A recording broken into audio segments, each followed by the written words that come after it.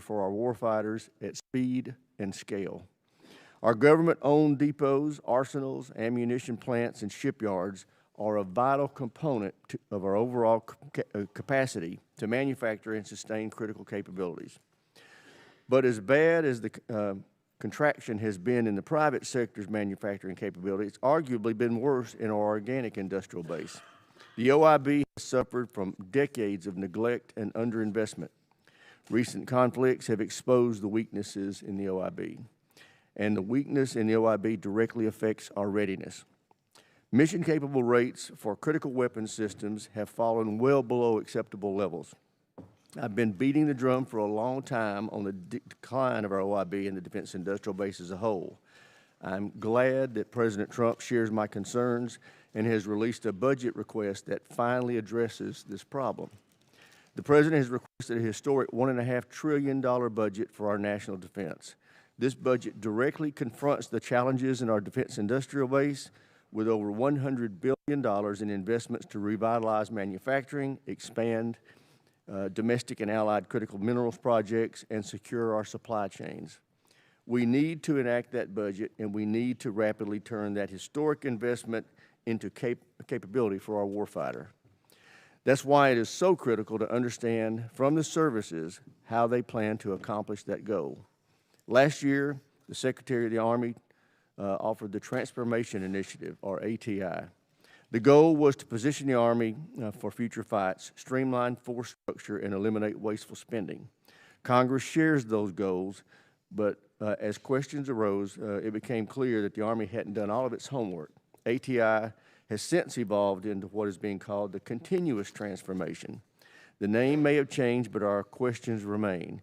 We'd like to see a concrete plan on how the Army intends to modernize, where the investments will be made, what risks to readiness will be absorbed, and what impact it will have on the industrial base. We want to make sure the Army has done a careful analysis of how transformation will affect our capabilities and force structure. We want to understand how the Army intends to sustain the legacy capabilities our service members still need and use. We want to avoid spending this historic influx of money ineffectively and wasting the opportunity to bolster the DIB. I'm confident that by working together, we can transform the Army and revitalize our industrial base. With that, I yield to the ranking member for his opening statement. Thank you, Mr. Chairman. I completely agree. Innovating faster at scale is the core of what we're trying to do. The SPEED Act that you led last year and passed puts us in a good position to make progress on that. Acquisition reform is absolutely critical to getting to where we need to be. I also think the Army has been forward-leaning on this, particularly in the last couple of years. Had the opportunity to go down to Austin a couple times, visit the training and transformation campaign. There was a real commitment in the Army to making those changes. I do want to thank both General George and General Hodney, who really sort of pushed forward that effort in a variety of different ways.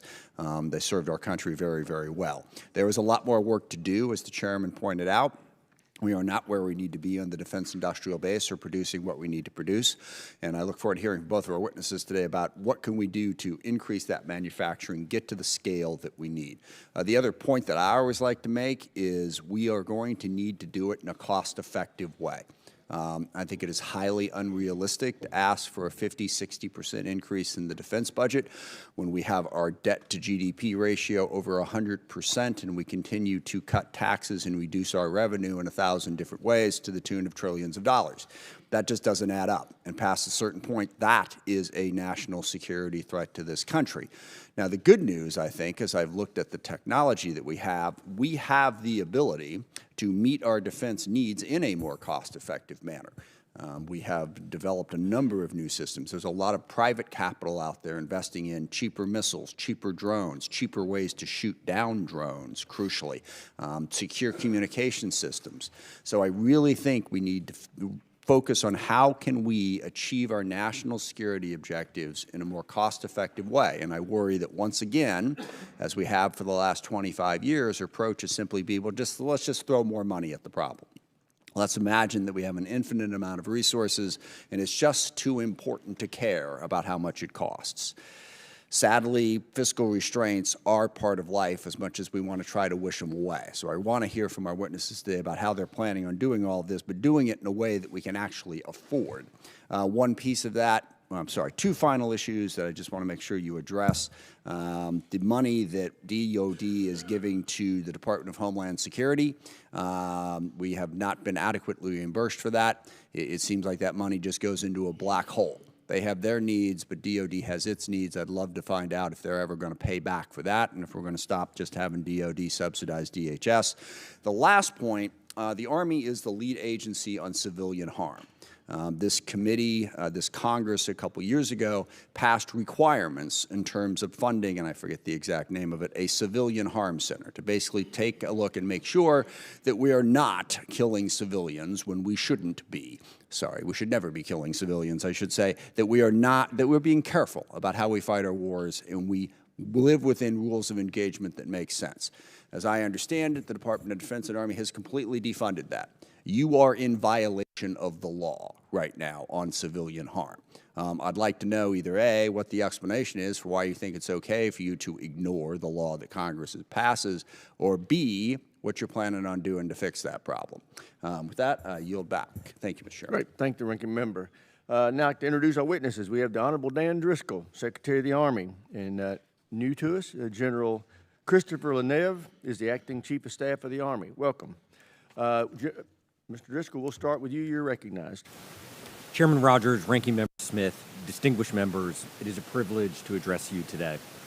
After a year in this position, I am prouder than ever to represent our soldiers and their amazing families. As all of you know, our soldiers are the very best in the world. They're bold, decisive, and they can overcome anything when we properly enable them. That's why I spent over 130 days on the road across 19 countries and 25 states to hear directly from them. I ate with them, put hands on their equipment, and had candid discussions with soldiers of every single rank. What I heard was clear. Our soldiers are ready to innovate and win, but our own bureaucracy and regulations are still holding them back. Getting what soldiers need to win and making the Army budget actually work for them is definitionally a bipartisan topic, and I know all of you agree with that. You've supported our Army for decades, and we wouldn't be here without you. But we know the system that should benefit soldiers remains broken. Quality of life and battlefield advantage aren't always the #1 budget priority. It's a simple fact, and we need your help to continue to change it. We need right to repair language, relief from pre-World War II laws, and significantly more budget flexibility. Thank you so much for last year's progress. But if we're going to win the next fight, we must go even further. Technological change is accelerating, warfare is evolving, and speed is absolutely critical. Your help to either lower barriers to innovation or stick to the decades-long status quo makes all the difference. I invite all of you to come see our transformation firsthand. We are partnering with private industry to adopt the best tech, talent, and tradecraft. We're inviting those partners out to our bases to unlock dormant resources and offset federal budget delays. We're blazing a trail for our nation on nuclear energy, counter-drone capabilities, and military AI. Despite red tape, we're delivering better dining, barracks, Wi-Fi, and 3D printed barracks. Even though it can feel like the deck is stacked against us, the United States Army is a beacon of transformation.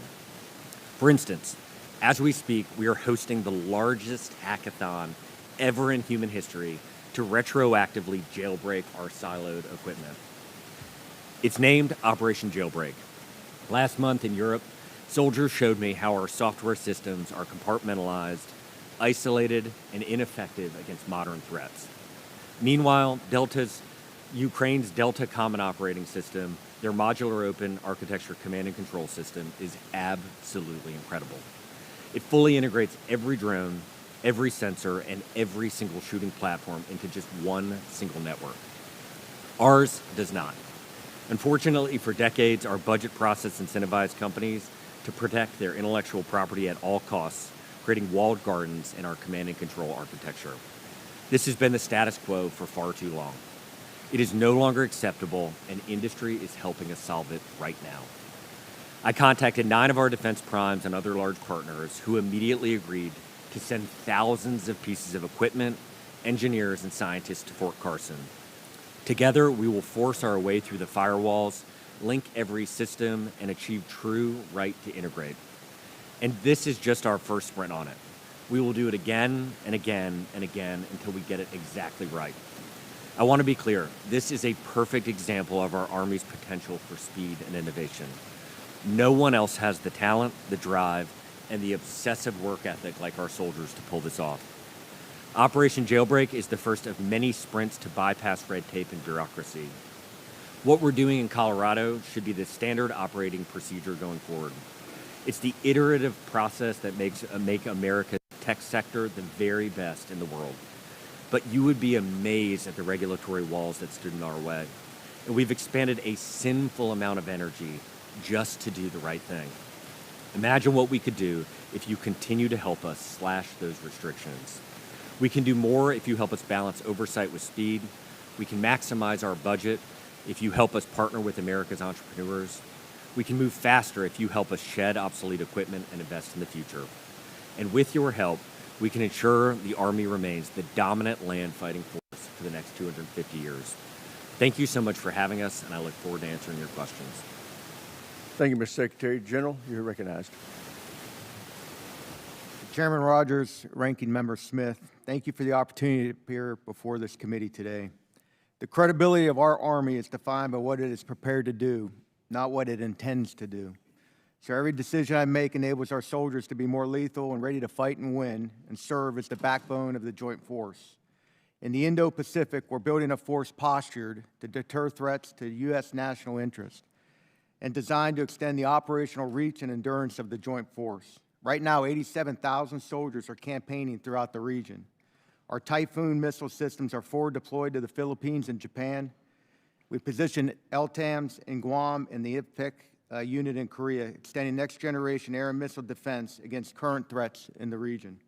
The first and third multi-domain task forces are now operational in the region, and this fall, the fourth multi-domain task force headquarters will stand up at Fort Carson.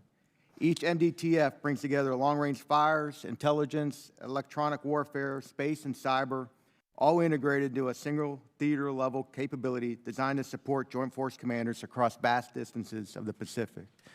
Every one of these capabilities exists because of the investments this committee supported. In the Middle East, our Army forces continue to defend U.S. personnel and partners while sustaining layered air and missile defense, long-range strike capabilities, and operational logistics across CENTCOM. And at home, we're preparing the force for future conflict at our combat training centers. It's where we train our soldiers to fight against an adversary in the mud, to solve complex problems, and to test our latest systems. But we cannot field our modern kit while sustaining aging systems that consume time, money, and manpower. Divesting legacy platforms reduces the maintenance demand that falls hardest on our junior soldiers and frees resources to advance next-generation systems. That's why we restructured how we acquire, design, sustain, and field equipment with a decisive focus on speed, the right to repair, and systems modularity. That thinking is already reflected in some of the next-generation platforms we're going after, like the XM-30 infantry fighting vehicle, the M1E3 Abrams, and the MV-75 Cheyenne, which provides unprecedented speed, range, and flexibility. Each of these systems are designed so that the next operational upgrade requires integration, not a completely new start. But none of this matters if we can't produce and sustain at scale. That's why we continue to modernize the OIB through advanced manufacturing, depot modernization, and expanded partnerships with industry, including enhanced use leases that accelerate infrastructure development and production capability. And while industrial capacity is important, the strength of our Army is only as strong as our ability to retain experienced soldiers, and whether the force we're building reflects the standards we claim to uphold. That standard includes $4 billion in infrastructure investments throughout 2026. We're rolling out campus-style dining facilities. We're scaling our holistic health and fitness across the entire force. And soldiers see the difference, and so do American citizens. Our recruiting numbers are soaring, and we're on track to achieve this year's target way ahead of schedule. Because in the end, soldiers are the reason your Army can do what it does. Your Army delivers intelligence and fires that enable maneuver. We sustain operations, we protect the force. and we provide the command and control architecture that allows the Joint Force and America's allies to operate together. Every component of the joint fight depends on our Army's ability to do all those things simultaneously and exceptionally well. And we will not fail our country. This will defend. And thank you all for your continued support as we sustain the best Army the world has ever seen. Thank you, General. I recognize myself now for questions. General, I read an ABC News article recently about you having to scramble to slash some training costs and make some other adjustments to deal with a $4 to $6 billion shortfall. Can you tell me why that shortfall occurred and how it's impacting you?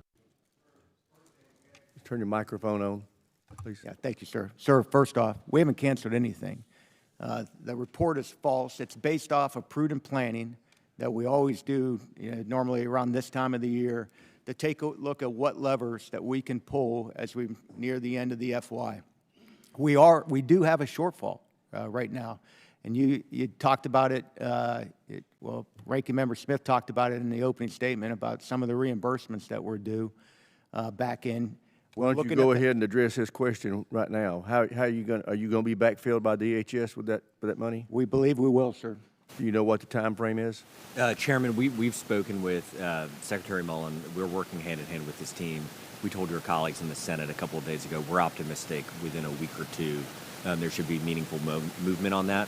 We are equally aligned that we want that those backfilled payments, and so we will stay in touch with your office if that does not occur. Yeah, please do. We will help you with that. You're supposed to be backfilled, and as I understand, the money is now available. But anyway, Secretary, you made reference to this in your opening statement. I want you to tell me more about this right to integrate. How's it working, and what's the goal? Exactly what is the right to integrate? Yes, sir. So, Chairman, it is basically this idea that every single system that creates a piece of data should be able to share that data anywhere we, the United States Army, need it to go, and then that system can receive data. Over the last 30 and 40 years, the vast majority of our systems have been designed for closed purposes. Historically, that did add a degree of security, but practically speaking, what that does today is it prevents you from being able to use things like agentic AI solutions. And when you're thinking of drone swarms and the threats to react, a human being cannot do that alone. And so by breaking open these systems and allowing them to communicate with each other, that will push us forward massively to be able to transform our Army. Yeah, and I think that's going to be essential for us to be able to use AI to its maximum potential. You also mentioned when you talked about it, us helping you break down some walls. Are there some statutory changes that you need us to make to facilitate that? Chairman, I think it's more on the right to repair side. The right to integrate side is we just have to do a better job as an Army of requiring it. And I just want to give a very sincere, positive statement about the large defense primes who I'm on record bashing quite often. They've been incredible in helping us with this process. A lot of the largest American defense companies have really stepped up in the last 2 weeks. And currently, as we sit here right now, there are literally hundreds of developers and programmers working on this task on all of our behalf and our soldiers' behalf. Great news. I yield to the ranking member. Thank you, Mr. Chairman. I yield my time to the gentlewoman from Hawaii, Mr. Kuda. Thank you, Mr. Chair, Ranking Member. Secretary Driscoll, the reason I'm actually going first to ask questions is because I'm going to be jumping on a plane to go to my son's graduation tomorrow. It's a big moment. Congratulations. Thank you. It's been a long 18 years. I share this with you, though, because it's an emotional time for a lot of families. It's a time when we watch our kids go away to the mainland. Many of them don't come back. See, from a young age, we understand that land is not just real estate. It's a promise of home. And we have seen so much of our land stolen, taken away, bought off. Whether it's the federal government or wealthy investors, we don't want to lose even an inch. Even an inch. So I need you to understand the passion with which I have questioned many that came before you. Because for us, it is deeply personal. And when you talk about condemnation, when the only language that we've seen put before the committee has been talks of being able to acquire this land through eminent domain, it breaks our heart, it angers us. Because we've already had too much stolen, and you know for a fact the land we are talking about at Pohakuloa training area is already stolen land. And to steal it again would be absolutely it would be absolutely wrong to do this. And so I ask you as a mother today, looking back at the fact that more Native Hawaiians live outside of Hawaii than in Hawaii because we don't have land to spare, will you commit to me that we can take any language of condemnation, that we can rip it up, we can take condemnation completely off the table, and we can have a discussion about a real lease negotiation? Let's talk 25 years. Let's talk about real cash, not $1 for 65 years like it's been. Can we talk about taking condemnation off, taking that gun away from the head of the state and from all Native Hawaiians right now who feel that pain, and simply talk about a lease renegotiation, terms and conditions, community benefits, working on the EIS? Can we do that, Secretary? Congresswoman, I don't say this next statement lightly. The people of Hawaii have been absolutely incredible to our soldiers and their families for many years.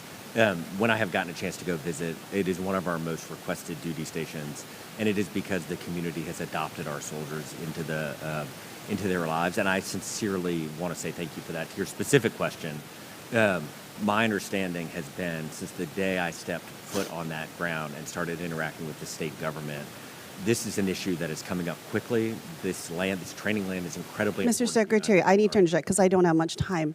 You have 39 months. You have time. You have time to do this the right way. You have time to make sure that for this land that we are talking about, we can leave it to the next generation of Hawaiians to determine the sovereignty and autonomy of this land. Condemnation would take that away from them. Committing now that you will take that condemnation off the table, again, all language that has been submitted to committees, been in discussion with the governor, take away condemnation and talk about year leases. Have you ever talked about anything other than condemnation? Have we talked about a 25-year lease renegotiation and terms and conditions? Congresswoman, my understanding from interacting quite often with the local government is it is a practical impracticality that the state government can possibly even do a lease between now and 2020. So has our state government then, the governor's office, who I assume you have been negotiating with Governor Green and his team, is that correct? When you say state and local government? Local participants. Okay, so have they never put on the table simply a lease extension, a new lease? Have they been okay with condemnation? Because here's the thing about condemnation, it's a unilateral action. And if we're committing to real negotiations, because as you have said yourself, Hawaii has been a gracious host. This is not how you treat people who have given you and shown you aloha. Has it ever been tossed on the table that we should have a lease negotiation versus condemnation? Congresswoman, the governor, his team, all of the local advocates have fought incredibly tirelessly and proposed all sorts of solutions. Have solutions been anything other than condemnation? They have proposed a number of solutions. My responsibility as Secretary of the Army is care about our soldiers, their lethality. We all care about our soldiers and want the best. Can you tell me that right now we can take condemnation off the table and commit to a lease renegotiation? Every path is hard. It's about doing it the right way. That's what I'm looking for. Congresswoman, we have to leave all options Gentlelady's on the time's table. expired. Chair, and I recognize the gentleman from South Carolina, Joe Wilson. Indeed. Please, it's South Carolina, like with the Secretary, North Carolina. So please don't get them confused. With that in mind, thank you, Chairman Mike Rogers, for your efforts at bipartisanship. And it's exciting to see this hearing today. And as a 31-year veteran of the Army Guard myself, with 4 sons who have served in Iraq, Egypt, or Afghanistan, I have never been more proud of America's military. Assisting Syria as the dictator Assad fled to Moscow, assisting and arresting the dictator of Maduro of Venezuela, eliminating the dictator Khomeini of Tehran, while rescuing our pilot in Iran, leaving no one behind. Hope for freedom is provided for the people of Syria and Venezuela and Iran. Dictators are on the run around the world, which historically I don't think that many have disappeared in a year and a half ever, but thank you for all of you for your success. I want to thank the witnesses for your service, dedicated service, and appearing today as the Army confronts growing threats from the Chinese Communist Party, War Criminal Putin, Iran, North Korea, and other adversaries. Land power remains an essential in deterring aggression, reassuring allies, and defeating threats across multiple theaters. We're now engaged in a multi-domain competition spanning industrial capacity, hypersonic missiles, cyber capabilities, drones, long-range fires, and contested logistics. As courageous Ukrainians defeat war criminal Putin, just as we have learned missile defense from Israel, we can now learn about drone and robotics from the success of stopping war criminal Putin by the very talented people of Ukraine. With that in mind, we must ensure that America's military remains modernized and strong, truly for peace through strength. And Mr. Secretary, to address the slow acquisition timelines for capabilities soldiers need now, whether that is long-range precision fires, the mobile tactical cannon, counter-UAS, or contested sustainment, what is the Army doing to facilitate acceleration of fielding timelines while ensuring domestic suppliers consistent with President Trump's American First Industrial Base strategy prior to rise?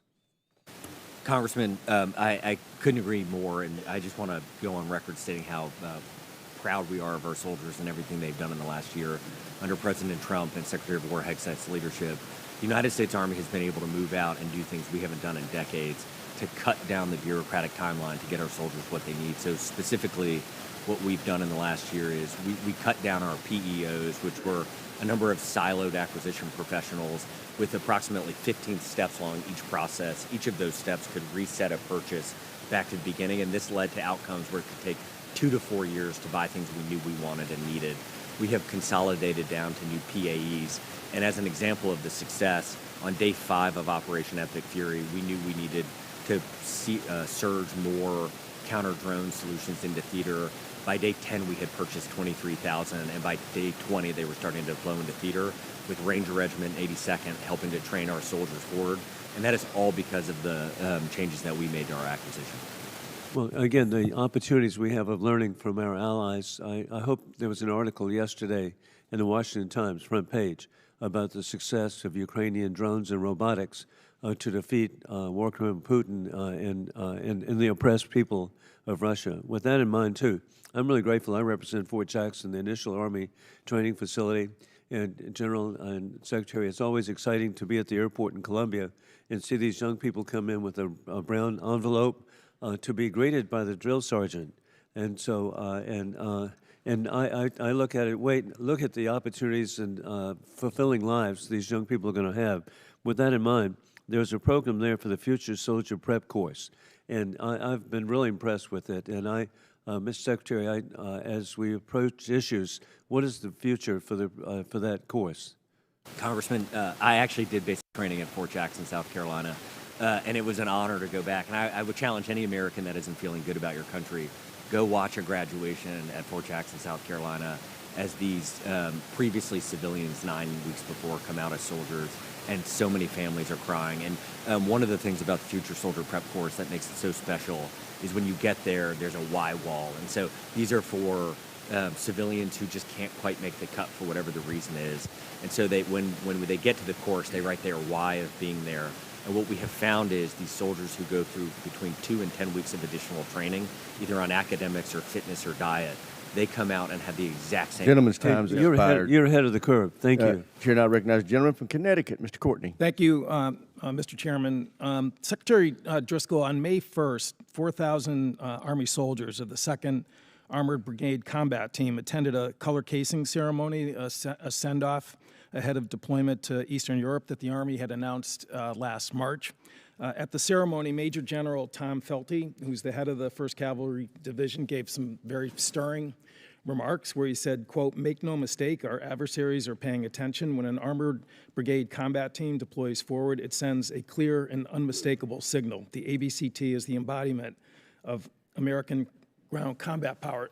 Given the fact that the administration just canceled this deployment a couple days ago, we had people actually already over there right now. I guess the question sort of begs itself, which is the opposite true?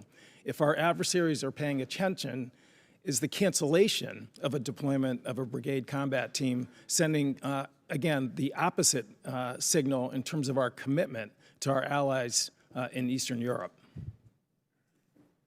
Sure, thank you for the question. It's The COCOM commander, General Grinkovich, received the instructions on the force reduction. I've worked with him in close consultation on what that force unit would be, and it made the most sense for that brigade to not do its deployment in theater. We can continue to work closely with General Grinkovich and his team on ensuring that he has the right forces from us, the Title 10, headquarters here, that mans, trains, equips, and gets the units ready for their deployments.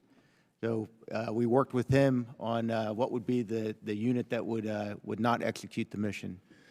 Well, again, I think General Felty is right that our adversaries are paying attention, and that I appreciate the answer, but frankly, I don't think that really rises to the moment in terms of just, again, the situation that exists in Europe. And frankly, it's not just our adversaries that are paying attention, it's our allies. Poland, which is apparently where the deployment was at least going to begin and originate, is an ally that's spending 4.8% of GDP in terms of their defense budgets, and all the other Baltic countries are up in that range as well. And given the fact that the administration also canceled or is pulling back 5,000 troops out of Germany, I'm sorry, I just think this is a horrible message that, again, our adversaries and allies are paying attention to. Mr. Secretary, Chairman Rogers talked about the fact that this committee is laser focused on the industrial base, which, again, I think there's bipartisan lockstep unity on that question. Your budget cuts aviation, fixed wing aviation, rotary wing aviation to historic levels. A couple days ago, Secretary Hegseth appeared before the House Armed Services Committee. My colleague from Connecticut, Ms. DeLauro, raised the point about, you are decimating the industrial base with that radical reduction in investment, which, by the way, the Army National Guard was requesting 24 Blackhawks in their 2027 statement that's there. Secretary Hegseth actually said he agreed that we need to take another look at that, quote unquote, during the hearing. And I just would ask you whether you agree with Secretary Hegseth that the impact in terms of the industrial base requires a second look. Congressman, from your reference to his remarks, I don't know all the depth of what was implied, but I absolutely agree that we will take a hard look with the Office of Secretary of War and make sure that we are synced with their strategy and their plans as they look across the joint force and balance their requirements and needs of the military as a whole. The critical part of the industrial base, which this committee is going to be very attentive to as we get closer to markup. I'll yield back. Gentleman yields back. The chair now recognizes the gentleman from Ohio, Mr. Turner. Thank you, Mr. Chairman. Mr. Secretary, thank you for also your focus on the issue of production. It is the main issue that we're all trying to address. In Ohio, we have the Joint Systems Manufacturing Center, also known as the Lima Tank Plant, and it is one of those facilities that is a great illustration of the struggles or the issue that we face in trying to increase production. We just had an industry panel, and they identified one of the greatest difficulties in trying to increase production as the inconsistent demand signals that come from the Pentagon, because it both affects the issue of costs and also production schedules and therefore capacity. It affects their ability to go and attract capital out in the markets. It affects their ability to have healthy supply chains. Many times supply chains can even dry up with inconsistent demand signals from the Pentagon. It affects their ability to maintain a workforce. And they indicate that many times the Pentagon acts like that they can just turn on and off production and then come back tomorrow and it would just be there. They need to be able to plan and project in the future. Now, at the Joint Systems Manufacturing Center, in the past, I have seen in trying to support the Lima Tank Plant in Ohio, over, for example, a 4 consecutive year period, the Army has in the past zeroed out funding for for Abrams tanks, only then to come back and request funding for 135 tanks 2 years later, funding has fluctuated between 165 tanks and then gone to as few as 34 tanks. Now, this is a government-owned facility that is contractor-operated. It's as if the Pentagon looks at the Army tank plant as if they're going to an auto dealership to buy vehicles, when obviously they can't. They own the workforce, they own the supply chain, and if no one has responsibility for this at the Pentagon, then the supply chain dries up, the workforce moves on, and then we don't have an ability to focus on production. I appreciate that you're focusing on this, but when we look at the fiscal year 27 Army budget, the request has for the Joint Systems Center a total spending level of $309 million for infrastructure investment at the Joint Systems Manufacturing Center Lima plant, which is a 215% increase over FY26 levels. Excellent.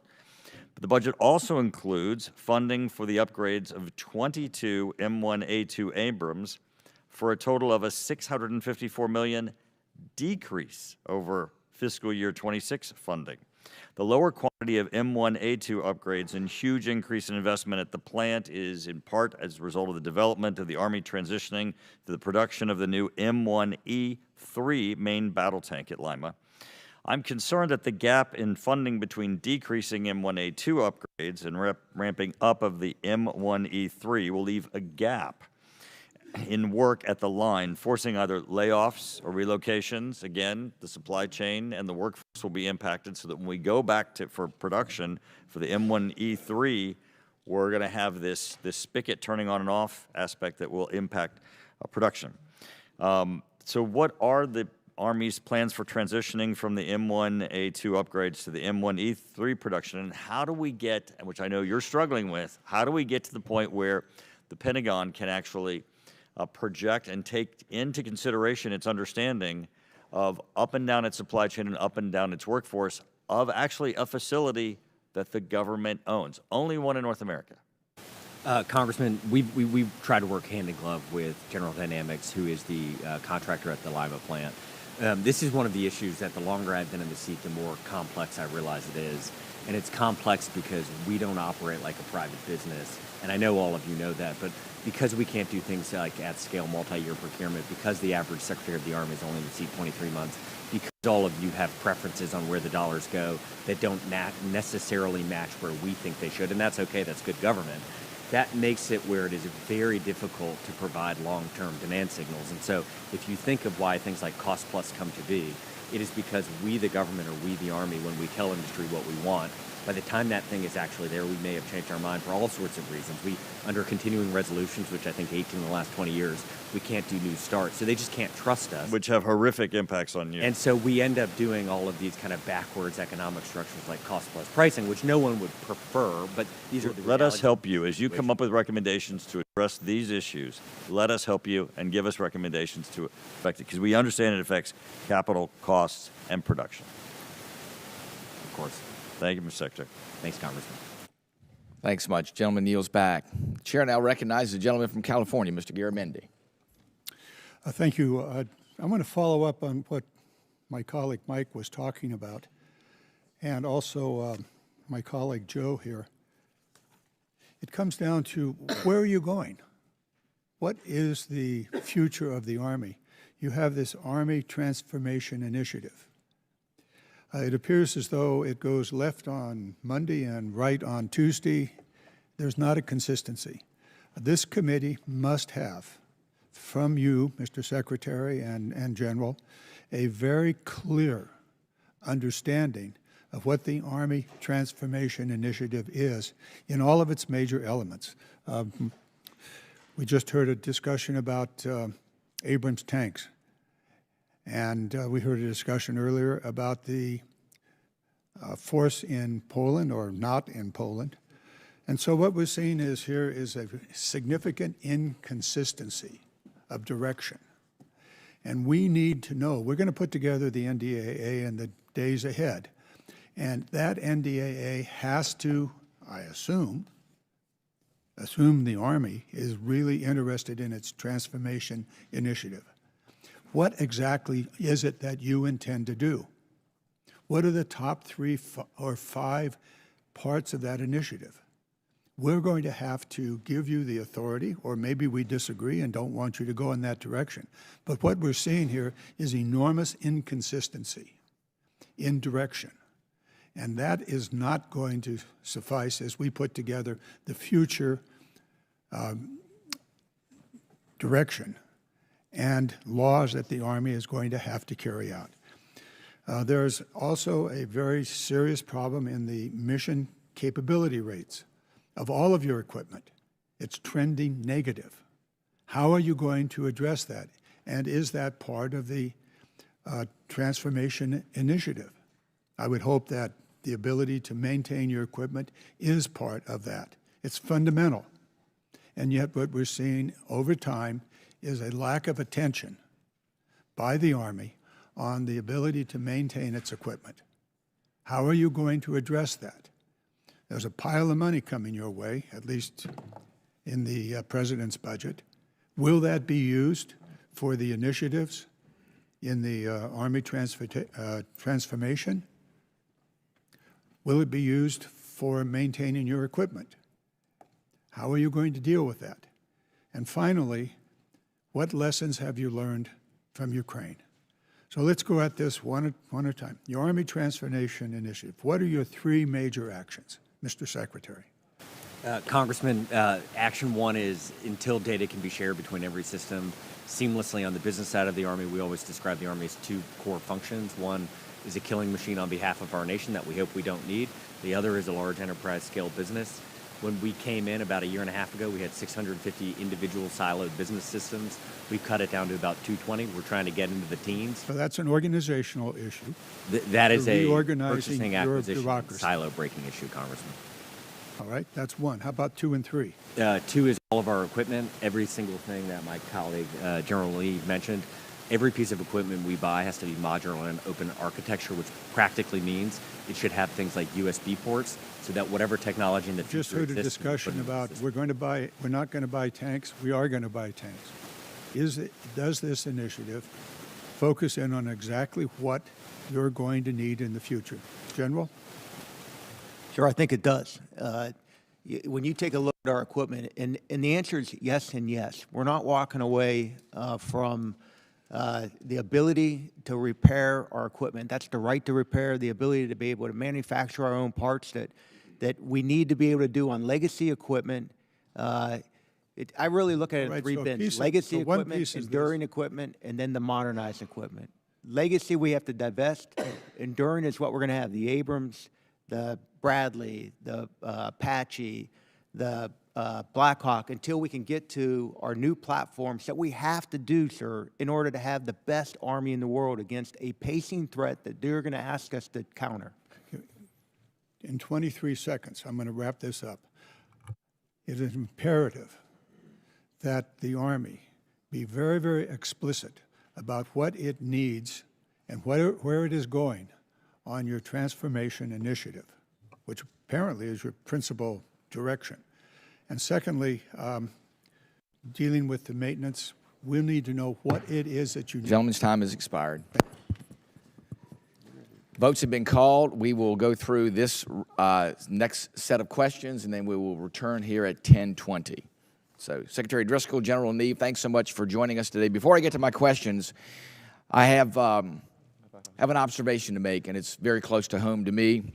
One of my constituents, First Lieutenant Zachary Galley, was killed during a training evolution at JRTC in May of 2024. His death was absolutely preventable. The Army report said it was negligence and negligence only that led to his death. And that's why his parents, Gail and Michael, had to bury their 23-year-old son. Secretary Driscoll, I'd like you to take a serious look at what happened to Zachary and what happened across the spectrum. Because we spend billions of dollars each year to protect our brave men and women that go to combat, but we don't place the same emphasis on protecting them in training. A report of this committee in 2017 showed that 4 times the number of our military members die in training than they do in combat. And when those deaths are preventable and when there's negligence at issue, we need to act. We have a responsibility. We have parents that place their loved ones in our trust in serving in the United States military, the highest honor that they provide to this country is swearing their lives to this country. But they swear their lives knowing that the military is going to do everything they can to take care of them. And that's our obligation. And I would ask both of you, and I understand the Ferris document, and by the way, we need to address the Ferris doctrine as a Congress. But also there's a responsibility in our service branches to make sure that we do everything we can in a very dangerous environment, and we understand the dangers there, that we do everything we can to take care of our soldiers, our sailors, our Marines, our airmen, our guardians, and our Coast Guardsmen. That's the obligation this nation has because they raised their right hand and they swore that obligation to this nation to put their lives on the line. But they also do it under the understanding that our military will provide an equal obligation in doing everything they can to protect them. That's our obligation as a nation. It's everyone's obligation. So again, I thank you for what you do. I want to go to a question that I have about the ATI. You know, the last time you were here, you know, we said, hey, you got some homework to do. Provide us some of the details on what's going on with the Transformation Initiative. We've gotten pretty short explanation of what's going on without the details necessary, especially in transitioning, things like TRADOC moving from Fort Eustis there, what's happening with T2Com. Are we going to be able to get some additional information? Because there's a lot of things going on here as the Army goes through this, and obviously a lot of changes have happened in the meantime. But it's important for us to understand that, especially, too, when we get questions, not only from our constituents in those areas, but also from folks that are serving and going, what's going on? What's the transition initiative going to be? What it's going to look like? What are the tenets behind the decisions that are being made there? So I'd like to get your perspective on that. Congressman, the first thing is I would say, I would encourage you and any of your colleagues to go to an Army base near you or in your district, talk to the soldiers. My impression now, after having spent about a third of my days on the road, is, and I get a little bit of misinformation perhaps because of the difference in rank sometimes, but my impression is that the United States Army over the last 16 months has made a massive, hit an inflection point where it knows that it has to adopt to the new rules of the game that we are seeing in Ukraine and Israel, in the Middle East, all over the world now. Warfare is changing.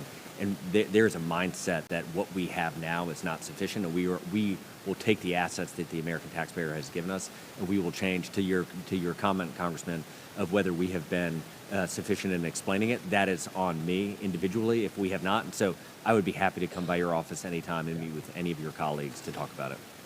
That'd be great. I think it's important to have those details. We want to make sure we understand it. We want to understand where the changes have been made, and then where the future direction is going. And those things are important too because they affect a lot of the efforts that go into planning, whether it's the fight up or whether it's the POM. All those things matter because of where we're going. And as you said, the transition is a big transition. So we want to make sure, how do we do our part and make sure the resources get to the right place.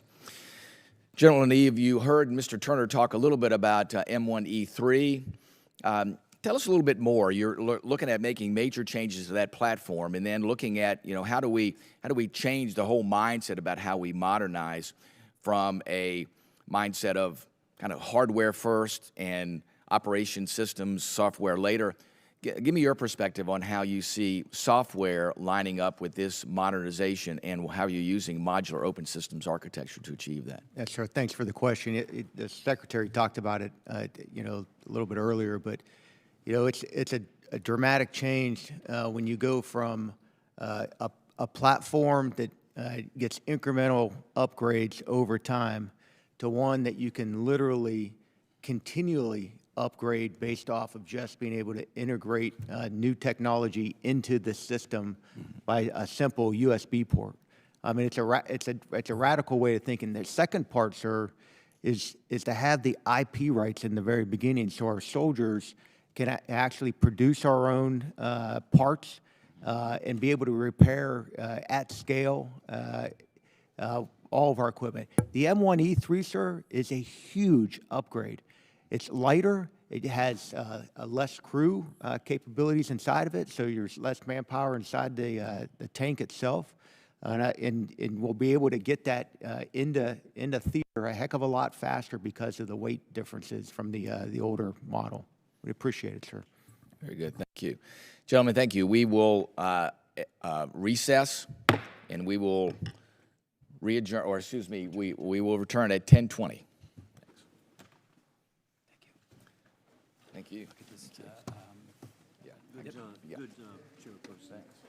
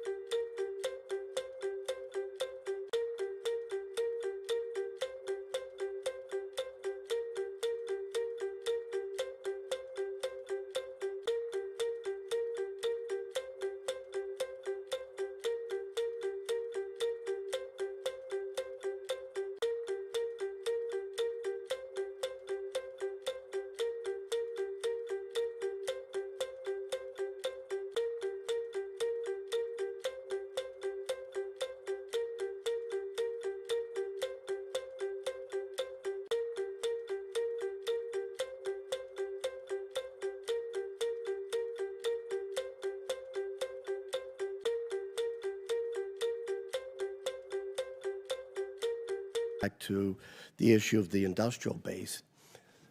They were supposed to go to full rate production shortly thereafter. That got sidelined. And this is where we found out that they said, oh, you can do foreign military sales, which is quite often brought up and tends to be true on platforms that we continue to use. As soon as a signal goes out that that particular platform isn't going to be used, FMS usually follows that.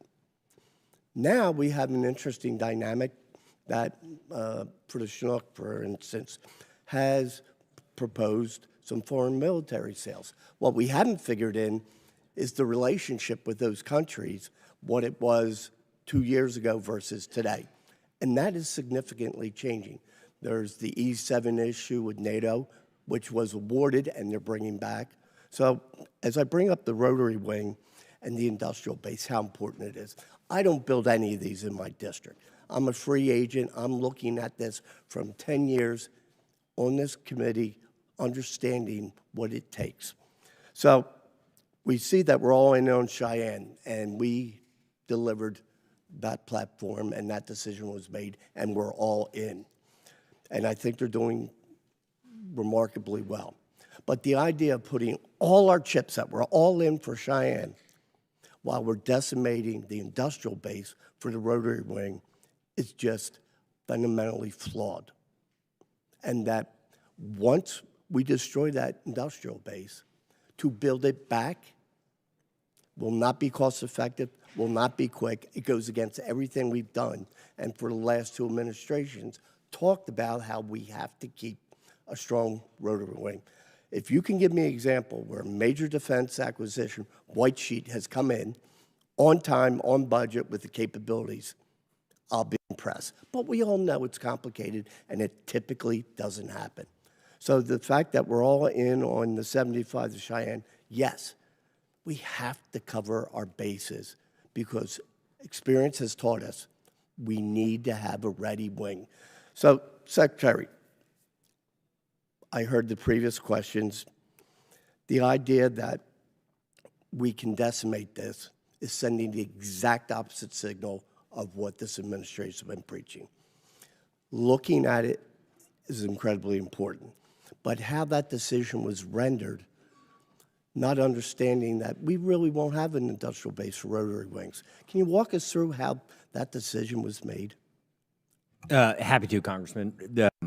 As I said earlier to one of your colleagues, warfare has changed. If you look at things like the Chinook, the Apache, the Black Hawk, they have served this nation incredibly well for a long time, and we think those systems will be in our portfolio for a very long time. We intend to upgrade and modernize and maintain them and be good stewards of the assets the taxpayers have given us.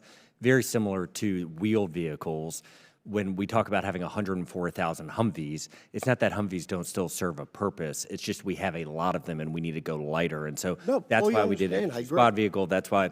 And so when we are looking at the portfolio of assets that we think you need for a modern fight in a drone world where swarms of drones are going to be attacking an Apache, it just currently, if you look all over the world, there are not good solutions for that. And so we have got to move our mix over and over-invest in other things we don't have, like unmanned systems and I'm with you that that mix is there. But the cuts this year decimated. There is no minimum sustainment when the proposed cuts are going to happen. We need to keep them going for a certain amount of time till we know we're going to be able to be an effective new tilt rotor is ready to go. The cuts that are proposed wipes them out. You can't keep that second and third tier supplier going, and those are the ones we'll need to keep this platform. So how do you address that? Gentleman's time's expired. Chair, now recognize the gentleman from Georgia, Mr. Scott. Thank you, Mr. Chairman. Gentlemen, thank you for being here. Secretary Driscoll, when was the 2nd Armored Brigade rotation to Poland canceled? Just a couple days ago, Congressman. Okay, a couple of days ago. And when were, so who made the decision to halt that? Sure. In consultation with the COCOM commander, he received the direction to do the reduction. We looked at what would be the best choice. When did he receive that direction? Sure, I'm not sure exactly the date that he received it. This was all, relatively recent. And we worked back and forth on what those recommendations would be, and the order came down that Okay, let me, would be one of them. I'm sorry, I'm short on time. You say recent. When you say recent, you mean 10 days or? Yeah, I 2 think months. it's probably been within the last 2 weeks, yes, sir. Okay, within the last 2 weeks, the decision was made. So this has been a long plan. My understanding is advanced elements were already overseas. Is that correct? That's correct, sir. And equipment was in transit? Yes, sir. Okay. When were you informed of the decision, General? Just a couple days ago, whenever, Okay. within that That's- 2-week window, sir. Okay. Whenever we worked together with the COCOM commander. Okay. Again, It's- Title 10. I understand. And Secretary Driscoll, were you informed at the exact same, I assume you were informed at the same time? Yes, Congressman. Okay. Were you consulted about the decision prior to the decision being made, or was the decision made and you told this is the decision and we're going to stop this rotation? Sure. I had consultations with General Grinkovich on, different elements that are in Europe and what would be the most prudent one to stop. Okay. And these conversations were all within the last 2 weeks? That's correct, sir. Okay. All right. I support NATO. I will say this. Obviously, there's a tremendous overlap between NATO and the European Union. I'm very frustrated with the European Union on a lot of trade-related issues, and I've told our NATO partners in my office very directly, you don't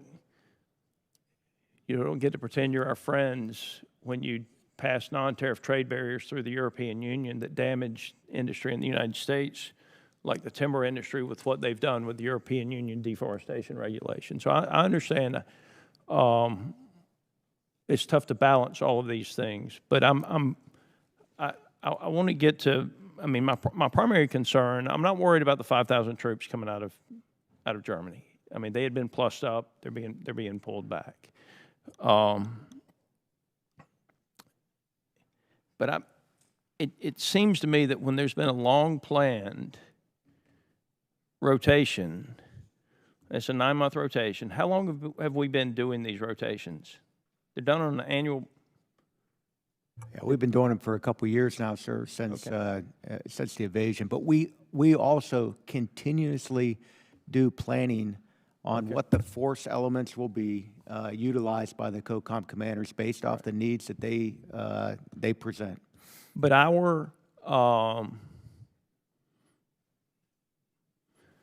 the advanced were already there. The equipment was already on the way before the decision to cancel was made, correct? All right, I want to read this is what the Pentagon said. The decision to withdraw troops follows a comprehensive, multi-layered process that incorporates perspectives from key leaders in U.S. military in Europe and across the chain of command, said Acting Pentagon Secretary Joel Valdez. This is not an unexpected last-minute decision. I don't see how that statement can be true. Congressman, I would say outside of the broader specifics that General Laniv is talking about, we are constantly in contact with OSW and the combatant commanders. We're having planning, and this is not meant to hide the ball. This is to say this type of conversation is going on throughout the year, every single year, and the Army is always ready to move people and things based off combatant commander and Secretary of War's preferences. And so this is not that unusual. Secretary, I respect you. These are major decisions that appear to many of the members of this committee to be last-minute decisions. Gentleman's time's expired, and the gentleman is correct. We have been very focused on this committee about force posture, and EUCOM in particular, not being disturbed, particularly without what statute requires is consultation with us. And we didn't get that. So we don't know what's going on here, but I can just tell you, we're not happy with what's being talked about, particularly since there's been no statutory consultation with us. And just Ranking members recognized. Emphasize that point, and I yielded my question time. But the one thing I really want, and we talked about this yesterday, General, why? Okay, I can't even get an answer to that question. All right, we had a brigade combat team ready to go to Poland, decided not to, and the only answer I've got is, well, that's what they told us to do. Okay, why? I mean, what is the strategy behind this? And it is a pretty dramatic decision to, at the last minute, pull a team that you're trying to send over there. If there's some strategy behind it, then you guys ought to know, and you ought to be able to communicate it to us. I yield back. Thanks, Mr. Okay, the gentleman from Georgia would like to submit 2 articles for the record without objection. So ordered. Gentleman now from California, Mr. Carbajal, is recognized. Thank you, Mr. Chairman, and thank you to the witnesses for being here. I associate myself with your comments and those of Ranking Member Smith on that subject. UC Santa Barbara, which is in my congressional district, has been fortunate to house the Army University Affiliated Research Center, or UARC, for the last 23 years. It is called the Institute for Collaborative Biotechnologies, or ICB. ICB's research is focused on non-medical applications of biotechnology that intersect the fields material science, neuroscience, human performance, and quantum science for Army applications. I've been strongly opposed to this administration's cuts to federal research programs across government, including the National Science Foundation, National Institute of Health, and unfortunately, even the Department of Defense. I think these cuts, whether big or small, are short-sighted. We will not feel the impact tomorrow, a year from now, but we will feel them eventually, and our economy and national security will suffer. Secretary Driscoll, do you agree that basic research is important to supporting innovation and advancements in technology that support our warfighters and national security? Yes. In the $1.1 trillion budget request sent over to Congress, I was disappointed to see funding for the ICB at $0 for fiscal year 27, which usually receives around $4 million per year. However, in the 2026 UARC management plan, it says all existing UARCs established prior to fiscal year 2010 will be maintained at the original $2 million annual threshold.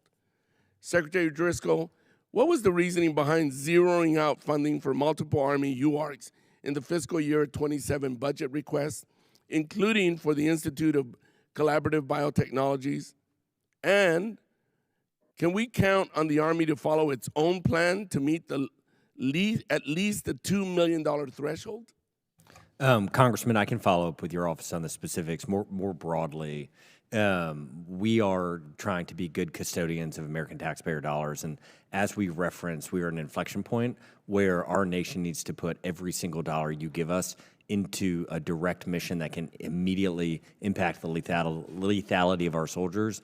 And when we go through a budget process, we have to be very thoughtful about how to balance competing priorities. But I'll follow back up with your office, Congressman. Thank you. Secretary Driscoll, it is my understanding that the Institute for Collaborative Biotechnologies was appropriated $3.7 million as part of fiscal year 2026. To date, they have only received about $2 million. When can they expect the remaining $1.7 million in funding that Congress appropriated for this UARC? Again, Congressman, I'll look at the specifics and we'll follow up. Thank you. Secretary Driscoll, will you commit to working with me to ensure Army UARCs receive the funding they need to remain open so they can continue critical research that benefits our national security and economy? We absolutely commit to following up with your office and discussing it. Great. I appreciate it. Mr. Chair, I yield back. Gentleman yields back, Chair, and I recognize the gentleman from Tennessee, Dr. Desjardins. Thank you, Chairman. Secretary Driscoll, how does the fiscal year 27 Army budget address Army National Guard aviation readiness and modernization, including recapitalization of aging rotary wing fleets, aircraft survivability upgrades, and maintenance support at the state level? Sir, if I may. Sure, certainly. We've taken a look across the entire aviation ecosystem, both active and in the Guard, and to some extent on the units that we're going to have to deactivate in the reserves, specifically the ECAB, in order to balance what we have as an oversized structure compared to what we need. But we're not walking away from modernizing that equipment. I look at that equipment as an enduring fleet, sir, for both the active component and our guard formations that's going to receive the modernization that they're going to need to fill the gap that we're going to have. So this will cover disaster response, medevac support, domestic operations as Yes, well? sir. Yes, sir. Okay. General, while I have your attention, we'll talk about drones for a minute. They've proven very difficult to defeat, as you know, and it costs a fraction of what the interceptors required to stop them have been costing us. Do you believe the budget appropriately reflects the need for research and investment in counter UAS systems such as like the Vampire, for example? Sir, I do, and our secretary has pushed us, very hard in looking across the entire spectrum of ways to counter this threat. I think one of the ways that he's pushed us, and I agree wholeheartly in this direction, is looking at the magazine depth writ large and having low-cost munitions with our higher end. And then we push a lot of systems into theater right now to ensure that we have the best protection possible and the newest protection possible. And then the last part is our JIATA 401 that is looking across the interagency here of how to counter the threat inside of our country, of all of our critical infrastructure sites. And that brings a dimension to the overall look for us to counter this threat and to have as many of these systems in our soldiers' hands as fast as possible. And Congressman, I would just say what General and even his team of soldiers have done under JIATA 401, I think, is actually government at its very best. And so JIATA 401 is the agency on behalf of the Pentagon. And because of my role as acting director of ATF for a while, we were able to sync with DOJ and invite in 350 state and local law enforcement agencies. And so this is truly a whole-of-government approach to the drone threat. Well, certainly we've seen the benefits of cutting the bureaucracy and red tape from other major acquisitions, and so certainly that would apply here. Secretary Driscoll, the Missile Defense Agency is procuring 8 THAAD battery. However, even with the 8th battery on the way, demand is becoming more acute given recent engagements in the Middle East. While THAAD interceptors have been included in the Deputy Secretaries of Defense Munitions Acceleration Council as a critical munition, THAAD production will not reach full capacity until the early 2030s. What are the key gaps in the defense industrial base that must be addressed to enable the production volumes needed to sustain prolonged high-tempo operations, and how does the FY27 budget request meaningfully close those gaps? What you're referencing, the THAAD system is an absolutely exquisite system, and we will continue to work with those partners who develop it. We've been working with DepSec War Feinberg and his team to not only take those exquisite systems that exist that are manually very difficult to build, but also to layer in other solutions. And so we're investing in small and medium businesses across the country. We're inviting them to our ranges to come out and show us what they have. But the short answer, Congressman, is THAAD in and of itself will not be sufficient, but we know it, and the 27 budget reflects dollars for us to continue to invest in these other solutions. Well, thank you for that. Is there anything else from a policy-making perspective that Congress can do to help flexibility for the department to more rapidly procure these critical munitions, or do you feel like you're in a good place? One of the things that can be most helpful is consolidated budget line items. This may sound esoteric and accounting-esque, but the whole concept was, if you look back at the 80s, we were essentially given our dollars in 8 to 10 buckets. Wheeled vehicles may be a bucket. You would give us the dollars. You would then ask us to show you the receipts, and that was the accountability mechanism. We now have over 1,400 different line items that binds our hands into the types of things that we purchase. And so when we're thinking about counter-drone interceptors or whatever the topic is, we can have... Gentleman's time's expired. Here now goes the gentleman from Colorado, Mr. Crow. Thank you, Chairman, and thank you to both of you for coming in and testifying today. Secretary Driscoll, wanted to start with you. We're both combat veterans, both served honorably in the Army, and during the course of my 3 combat tours, I had the privilege of serving at the so-called tip of the spear, some of our most elite combat units, 82nd Airborne Division, 75th Ranger Regiment, served with the Joint Special Operations Command in Afghanistan. And I bristle at this notion coming from the Department of Defense, from Secretary Hegseth, that we somehow lack lethality. There's something wrong with our culture, because the men and women who I served with were committed to the mission and fought very hard, and were very lethal when it came for the time for that. But over the course of those tours, what became very obvious to me is that what we did lack was a full understanding about how to win the support of local populations, how to lay the groundwork for support for what we were trying to achieve. That we were very good with missions, very great with tactics in accomplishing every mission, but we ultimately lost the support of the people in Iraq and Afghanistan who we were there to serve and to help liberate. So I created a bipartisan law in 2023 to create a Civilian Protection Center of Excellence, to assemble the best practices, to understand how we protect civilians. We make that a priority for our military. That CPCOE passed on a bipartisan basis years ago. It was nestled in the Army where it exists. I'm very concerned by a recent DoD IG report that says, quote, in February 2025, the acting Undersecretary of Defense and the Secretary of the Army each developed proposals for the SecDef to consider and approve options to eliminate or significantly reduce the CPCOE.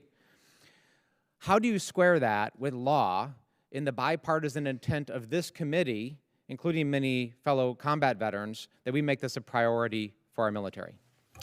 Congressman, I just want to start off with the statement that, as somebody that also deployed to theater about the time you're talking about, civilian casualties, no one should wish for those, and they create all sorts of, beyond just the morality issues, they create all sorts of negative externalities for a mission that are just bad for the mission. And so we in the Department of War and the Army are perfectly aligned that we want to minimize those in every instance. Specifically what you're referencing, Congressman, as far as I recall, and I will follow up with your office if this is incorrect, our intent was simply to move it from the Army to DOW. I don't think we had any intention to shrink it. There was an instance about a month and a half ago where I believe I spoke with your office where in doing some, the United States Army had never matched up its people and its jobs, and so we spent about 10 months going through an exercise to try to save the American taxpayer about $2 billion a year. And what we had found out in that process is we had never accurately coded the positions for the center so that when we went through that exercise, it looked as if we were getting rid of it. I believe after we spoke with your office, we immediately remedied it. We need to follow up. I know our offices have been talking, but things are not squaring here, right? This DoD IG report is pretty clear. There are proposals to eliminate CPCOE, which is different from a coding shift or an accounting shift of personnel and resources, because the report went on and it said, it found that lost personnel and leadership at the COE is hindering full DoD compliance with its civilian casualties and harm policy, a policy required by federal law. The Office of the Secretary of War and DoW components lack many of the personnel and tools designed to execute the statutory purpose. So something's not happening. It is not conducting its statutory role and mission. It's losing personnel, it's losing resources, it's being shifted around. This needs to be fixed, because this is law. If you don't like the law, we can talk about that, what needs to be changed, but it has to be changed here. So long as it is law, it needs to be carried out. Totally agree, Congressman. We'll follow up with your office, and just to speak on behalf of the Army, the intent is to follow all statutory intent and the laws, and so we'll make sure that we're in compliance. Thank you, Secretary. And General Laniv, on your end, I just wanted to be clear. I wanted to follow up on Mr. Scott's line of questioning. When you said that an order was given to EUCOM Commander to remove the rotational brigade, where was that order coming from? Who gave that order to the COCOM to remove the rotational brigade? Yes, sir. The direction came from OSW. You know, like we always do, sir, as we're looking at force structure. So it came from OSW to the COCOM. It did not come through the Army, or you were not in that line? No, sir. It goes to the COCOM. You know that we're the Title 10. We answer to the, we build the force packages, and we... I understand how the Army works. Yes, sir. I get that. I know you Gentleman's time's expired. Thank you. Chair not recognize gentleman from Nebraska, General Bacon. Thank you, Mr. Secretary, and thank you, General Lanief, for being here. I know this wasn't your decision. This was the Secretary of Defense's decision. But I got to tell you, it was reprehensible. It's an embarrassment to our country what we just did to Poland, in my view. So I know you said we had coordination with NATO or EUCOM. The real question is why? Why have we pulled 2 armor brigades out of Eastern Europe? Yes, sir. I'm not on the policy side here. But you are the Chief of Staff of the Army. There is no good explanation why we just removed 2 armored brigades from Eastern Europe.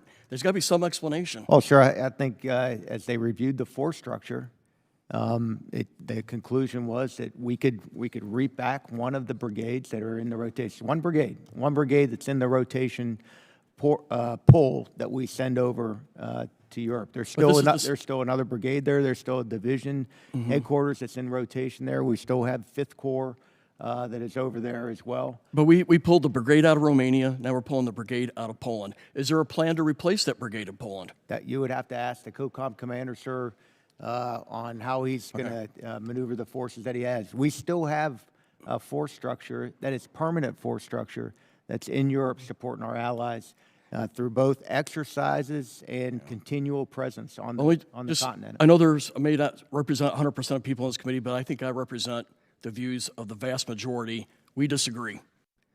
Russia has invaded Ukraine. Have they given us any concessions to withdraw 2 armor brigades out of Europe as they're invading Ukraine? What concessions have they given us as we withdraw forces? Sir, I can't answer that question. Well, I know it's none. And this is why it's so foolish. We're sending a terrible message to Russia and to our allies. Here's another question. Do we know if Poland was notified by the Secretary? We don't know. Well, I already know the answer because they called me yesterday. They did not know. They were blindsided. These are some of our best allies, and they had no idea. They still don't know what the plan is. They know, okay, the order was stopped. They don't know if this is just a suspension or permanent. We owe Poland, and our Baltic friends, who are very vulnerable from this decision, a better explanation here and a rationale. We should be doing this before we actually make the decision. We should be coordinating with them. It's an embarrassment.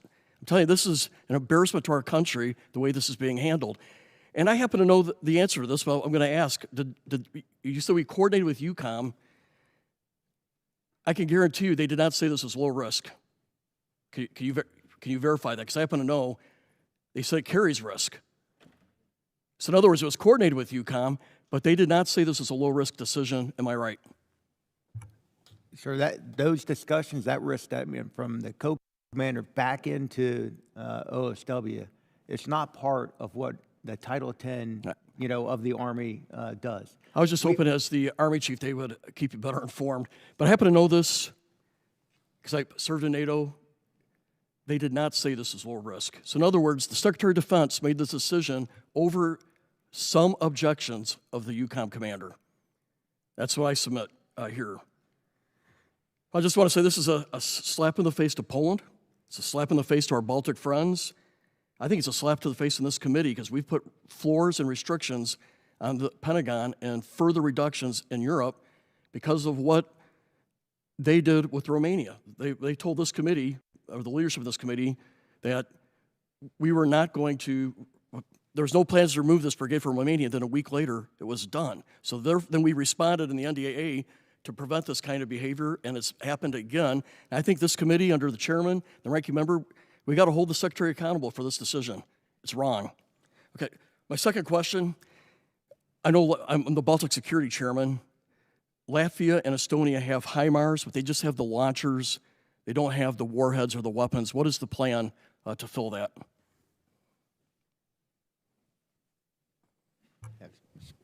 Sure, there is a long-term plan to fill the munitions, and it's part of production and all of that with the industrial base to be able to get the munitions over there. Sir, I've served over there too, so I fully appreciate your concerns. It's hard to deter when you don't have the weapons to go on the launchers, but I know that our Baltic friends love this country. They're vulnerable. They love freedom. They lived under the Soviet rule. And I think the decision, being slow on helping them deter, but also doing what we did in Poland sends a terrible message. And they question, can they trust America? And that's a terrible, terrible thing to happen when you lose trust with your closest friends. With that, and by the way, and I say this again, I know this isn't your decision. It came from the Secretary of Defense. I yield back. Chair now recognizes Ms. Strickland. Thank you, Chairman Rogers, Ranking Member Smith, and thank you, Secretary Driscoll and General Laneef, for being here. It's nice to see you both again. This committee is being asked to evaluate not only the Army's budget request, but leadership decisions, workforce policies that will determine whether that budget can be effectively executed. And at a time when the department is managing modernization efforts, operational demands, and workforce restraints simultaneously, we, the policymakers in Congress, need a clear understanding of whether current policies are strengthening or compromising the institution's ability to execute its mission and support around the world. Recent reporting by the Defense Scoop and Federal News Network have highlighted growing concerns surrounding Army civilian workforce restructuring efforts, hiring responsiveness, and workforce stability. And for anyone watching at home, nearly 30% of people who are on bases are civilians. At Joint Base Lewis McChord, it's around 30%. So across the Army, commands are reporting uncertainty tied to those workforce challenges. And my question for you is, what exactly is the Army doing to improve workforce responsiveness and reduce uncertainty for commands and employees? Secretary Driscoll, when we met in October, you indicated that when hiring exemption requests reach your desk, you're going to approve them. However, commands across the Army are reporting workforce uncertainty due to hiring delays, restructuring efforts, and extended approval timelines. What specific actions is the Army taking to reduce this uncertainty? Congresswoman, I referenced it a bit earlier, but one of the things we, the United States Army, have not done well over the last 30 years on behalf of the taxpayer is get our arms around our civilian workforce. And by that, what I mean is we think about it as our faces, the people that work for us, who are incredible patriotic Americans with incredible talent that helps the department, and our spaces, our jobs. And so we took advantage of the hiring freeze that was department-wide, and we actually kept it longer than any other service. And we had a lot of hard conversation with commanders along the way about why we were doing it. But the intent was to match our people to our jobs. And through this exercise, about a month ago, we got to a final place where what we think we've done is saved about $2 billion a year on behalf of the taxpayer. That's $10 billion over the FIDEP. No, and we appreciate the saving of taxpayer money, but are you being effective to address the shortages we're having and the challenge that we're having to get a civilian workforce? I believe we are, ma'am. All right, thank you. And now I'm going to talk about Strategic Hiring Committee and hiring delays, and I'm going to go to General Laneef. The Army Strategic Hiring Committee reportedly has only met twice so far, while large numbers of hiring requests from the force remain delayed or denied. Do you believe that the current process is providing commands the responsiveness they need to manage their civilian workforce effectively? Yes, ma'am, I do, as we work back up through the process. And can you give us specific examples of what you're doing to make it work? Ma'am, all the commands have had an opportunity to send back up how they're filling out their positions, and that what exemptions that they need to be able to fill critical positions in there. That comes back up through me and the secretary and our deputy undersecretary in order to approve those positions. And Congresswoman, just this week, we feel good that we've gotten a grasp on the faces and spaces, and so we are selectively pulling off the hiring freeze across the Army. And I would guess within about a month or two, we will have no more hiring freezes in Army, and the local on-the-ground commanders will be able to make the hiring decisions they need. Great, thank you for that. And my office will follow up with you in a month so we can get a full report of exactly what's happening. So I want to switch over to the conversation that my colleague, Congressmember Scott, brought up about the sudden withdrawal. Well, not sending folks where they were supposed to go. And the Army's role in Europe, this is a quote from Politico, is all about deterring the Russians, protecting America's strategic interests, and assuring allies, said Lieutenant General Ben Hodges, former commander of U.S. Army in Europe, and now a very important asset that was coming to be part of that deterrence is gone. And I think the question I ask, and again, I think to someone's point, you did not make this decision. You should have been part of the decision, as should Congress. But what message is this sending to our allies in Europe? What message is this sending to Russia? Congresswoman, as I noted in my opening remarks, I've spent about 130 days on the road so far, a lot of that in Europe with our allies and our soldiers, a lot of joint exercises. I was at Project African Lion, where we had some European counterparts there. And What I can say is in every meeting that I have had with any counterpart and any soldier, they know that the United States Army is the strongest force in the history Okay, of the world. thank you. And What message does it send to Russia? I think Russia would echo that we are the strongest, most powerful military in the history of the world. When we take that many troops away, it says that we are not a reliable ally. I yield back, Mr. Chair. Gentleman yields back. Chair recognizes the gentleman from Texas, Mr. Luttrell. Thank you, Mr. Chairman. Mr. Secretary, General, thank you both for your service and continued service, Mr. Secretary. Can you kind of line out what the Army, what steps the Army has taken directly or indirectly to reduce the capabilities, personnel, operations, and readiness of the ECABs? Yes, sir. And what funding lines were used to do that, if? Well, sir, we took a look across the board at how overstructured we are in the rotary wing, side of the Army. And in order to balance this, we have to take down the ECAB, especially. And that process has started. Yes, sir. It absolutely has. Now, what we are doing is ensuring that those personnel can still, meet their flying requirements or transition into the active component or a different MOS. So it was not an easy decision. The ECABs are very costly with their equipment, so we made that decision. Very costly, but very efficient. The Army Reserve Aviation has 0 Class A flight accidents over the past 5 years. Their readiness rates are 5 to 10% higher than others, and their cost per blade hour is 15% lower. But we've cut them down to 50% overall. Do I understand that correctly? That's correct. Yes, sir. General Section 1049 of the fiscal year 26 National Defense Authorization Act barred the Army from using any funds to reduce the capabilities or personnel at the ECABs until 90 days after submitting its report to Congress. That day is June 5th. That day has not happened yet.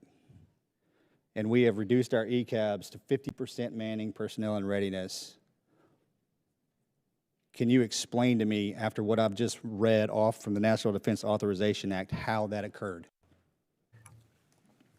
Congressman, I can step in because I was General Leneve is newer to the role, so I would take responsibility for that. We will follow up with your office. I don't know in depth what you were saying, but I commit to following up quickly. Which part, Mr. Secretary, are you unclear on what that I've stated?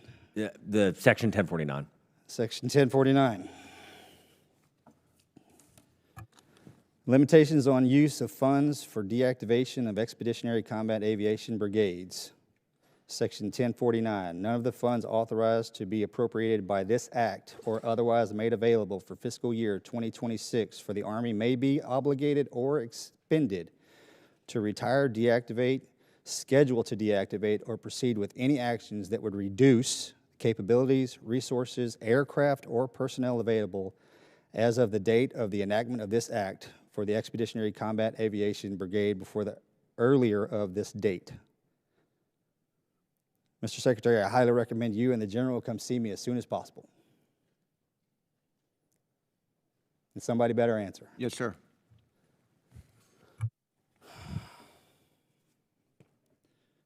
Another issue I have with losing my ECAB, because I live in pretty much the catcher's mitt of the Gulf of Mexico in the state of Texas, where it meets Louisiana, and Harris County, Houston, my district, receives all the hurricanes. And my ECAB unit is very much tied in to everything we deal with on a yearly basis.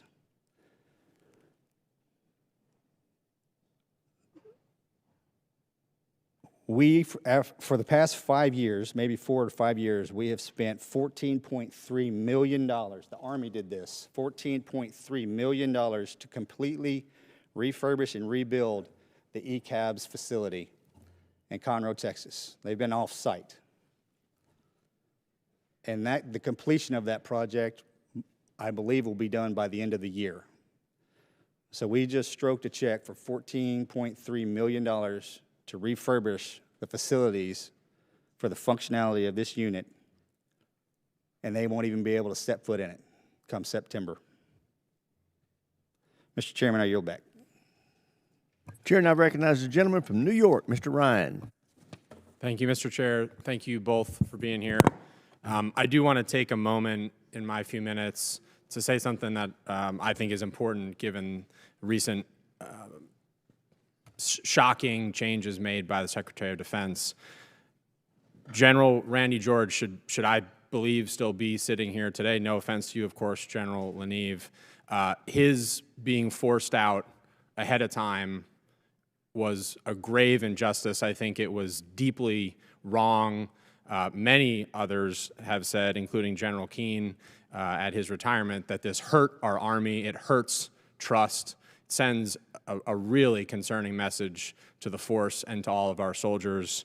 I mean, we all know this, but I think it needs to be on the record, and others have said it in a bipartisan manner. General George was a fierce warfighter. He commanded in combat at every level, platoon leader in Desert Storm, battalion command in Iraq, among other deployments, brigade and division command in Afghanistan. Then took those lessons and throughout those commands just praised and commended, rightly so, by most importantly all the folks that he led. Took those lessons and with your partnership, Mr. Secretary, came into this job and took big swings, was willing to take big risks, was a visionary, I believe, at a critical inflection point to say, we're going to shake things up, we're going to make hard choices, we're going to debate that back and forth with Congress, and we're going to make our Army stronger, our country safer, and do right by our soldiers. And I think he deserves a ton of credit for that, in addition to really turning around recruiting in a substantive way under his leadership. And I just think he, in the greatest American tradition, represents what it means to be a patriot. 4+ decades, starting as a private enlisting in 1982, and his wife Patty have just served this nation incredibly well. Always humble, always professional, always giving credit to others.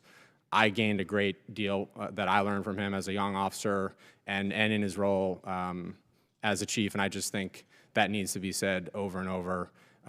Again, I know, as other decisions that we're bringing up here today, these were not made by either of you, but they are deeply wrong and unacceptable, and I hope that other colleagues continue to point that out. On a more constructive note, I do want to shift to a topic that I know particularly you, Mr. Secretary, have been focused on and talking about, which is the cost exchange ratio. I think the most important measure by which we need to be thinking about a lot of our decisions. We've seen the depletion of stockpiles around Epic Fury and the war in Iran. We also see what's playing out in Ukraine. I was encouraged by the announcement, I believe 2 days ago, of the low-cost munitions initiatives, DoD-wide, over 10,000 low-cost containerized missiles with the goal of having them running by 2027.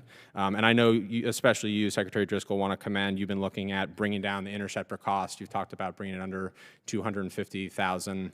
I think that's absolutely right. I know we have strong bipartisan support for that. Can you talk a little bit about that? And can you address a concern?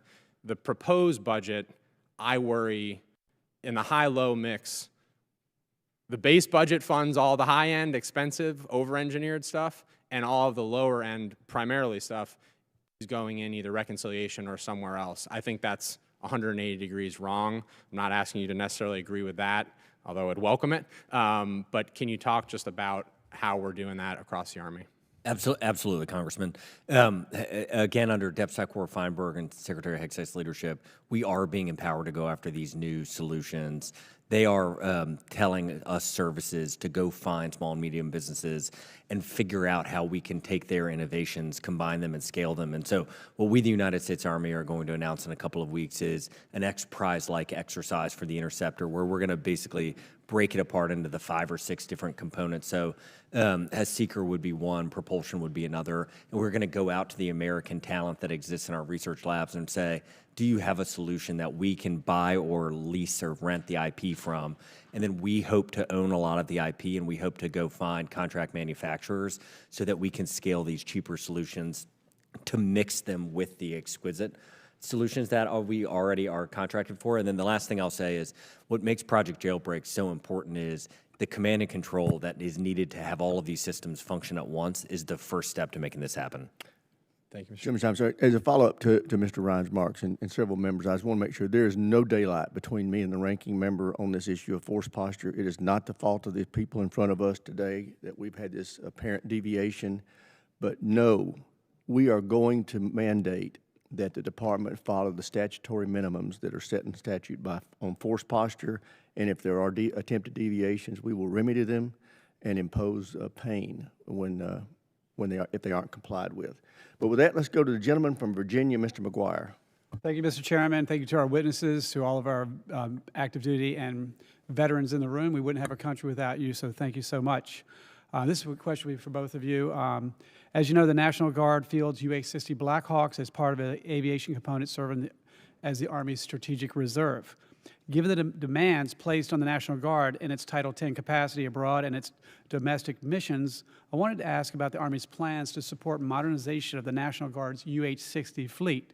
You may know that the UH-60 Lima Blackhawk, which I can't imagine too many in the military that has some interaction with it, costs twice as much to operate per hour as the Mikes. And I know we're going to the MV-75s, but you know it takes a while to have a new system come on board. And a lot of times the Guard gets the hand-me-downs from the active duty. But considering how much they do with domestic security and FEMA operations and things like that, what is the plan to take the Mikes and give them to the Guard? Because if we shut down production, we lose parts and everything else. So we want the MV-75, but we got to upgrade 50% of the Guard helicopters that are the Lima models. Yes, sir. They're deliberately in the plan to be upgraded. The Guard ones. I'd also like to say, we're looking at modernization different. The National Guard is in all of our complex are part of the modernization. The active component is not the only one that's going to receive ISVs. The active component is the only one that's going to receive some of these new systems. Our command and control changes that we're going after with Next Generation C2, we're all going to benefit from these. So we're looking at this different. So the Guard will be getting the Mikes from the active duty. I guess that's what we're looking at. I think we're looking at modernizing the fleet that they have, sir. But we're bringing them up to the Mike standards. Sir, so perfect. We're taking a look across the board, but we also, the Secretary has asked us also to look at aviation transformation writ large to make sure that the decisions that were made, all on the side of angels, still make sense with the evolving modernization strategy that we have. That makes sense. And just because I have limited time, Secretary Driscoll, we've seen legacy platforms like the Apache helicopter adapt in real time to changing characters of warfare. For example, in the counter-UAS mission, and a few months ago, for the first time, an Apache successfully employed and launched effects capabilities the Army developed and integrated in just 6 months. Could you discuss what the Apache has demonstrated in these initiatives for counter-UAS, et cetera? I know when we went to get Maduro and Epic Fury, the Apache has really adapted with the rockets, the chain gun, and the Hellfires. I was with Apache pilots about a month ago, and they are taking the lessons of war from Ukraine. They are taking what's going on in Epic Fury, and they are changing their TTPs. They had just done some of their first exercises where the Apache, under certain circumstances, at certain portions in the fight, can be really effective at the counter-drone mission. And so they are starting to not only just apply the new technology that is existing around the world to their systems and their platforms, but they're also changing how they practice and train. And at least right now, I don't see anything with the capabilities of the Apache helicopter, so I'm glad that we have that still going and we're modernizing it and we're still using it. Secretary Driscoll, Operation Epic Fury has witnessed the devastation wrought by Shahed drones on exquisite radar systems. How does the Army intend to replenish and or replace these critical systems? What we've seen in Operation Epic Fury has highlighted a lot of the lessons of war from Ukraine, and it has highlighted a lot of the importance for why the Army will be so important going forward in any theater, including the Indo-Pacific. The ability to disperse and reconstitute systems that are taken offline is incredibly important, and so this is why we are pushing so hard on right to repair. Is with advanced manufacturing and the capabilities that are being developed in CONUS, we need to push those out to our theaters around the world so we can use digital design files and other solutions in order for our soldiers to be able to make those repairs even faster going forward. Are you considering possible alternatives to large monostatic radars, such as survivable distributed radar and sensing architectures? Absolutely. Smart. The Army CUS RTD&E budget is more than double that of fiscal year 26, and the procurement budget is nearly $1 billion. What is the Army specific funding priorities for detecting and eliminating and tracking Group 1 to 3 drones? Sure. We're looking at every single technology out there to help us defeat this and protect our soldiers. Thank you all for your service. I yield back. Gentleman yields back. Chair, and I recognize the gentleman from New Mexico, Mr. Vasquez. Thank you, Mr. Chairman. Thank you, Secretary in General, for being here today. Secretary Driscoll, are you familiar with NALIMP? I'm not. Okay. NALIMP is the Native American Lands Environmental Mitigation Program under the Department of Defense. This program cleans up munition debris, including UXO, left by the Department of Defense on tribal lands, such as those in my district in New Mexico. The scope of this issue is really magnified and vast on the Pueblo of Isleta, New Mexico. I saw it for myself last year.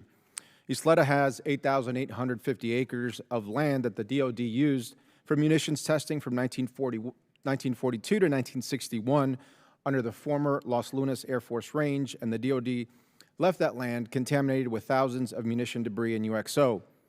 Since 2008, Isleta has worked under NALIMP to clean up the mess that was left behind. Under NALIMP, the tribes work with the Army Corps of Engineers to report and clean up munition debris, restore the land, and make it safe for its residents, in the case of Isleta, for its cattle grazers. However, in the past year, this already underfunded program has been decimated by budget cuts and inadequate staffing. Specifically, the Native American Management System for Environmental Impacts, which is part of NALIMP, or NAMSE, is a website that allows tribes and the public to access, report, share maps of clean and contaminated areas, and report information with the Army related to the munition debris that has been taken down now for over a year. Isleta shared with me that last year, a DOJ review of the DoD resulted in terminating that contract with the company that manages the NAMSE website. You know, I'm not sure if cleaning UXO on tribal lands was considered a DEI initiative by DOJ, but it certainly is not. Management of the site was then assigned to DoD employees who then quit or were reassigned before a new contractor was brought on, and yet today the system is completely unusable. Secretary Driscoll, can you share why the department allowed the NAMSE site to completely collapse? Congressman, just as an Army principle and value, to speak very broadly, we value the communities where we have trained today and in the past, and we commit to working with those communities to repair anything harm that we cause to the land from our training. And so, but specifically to your question, I'll have to follow up with your office.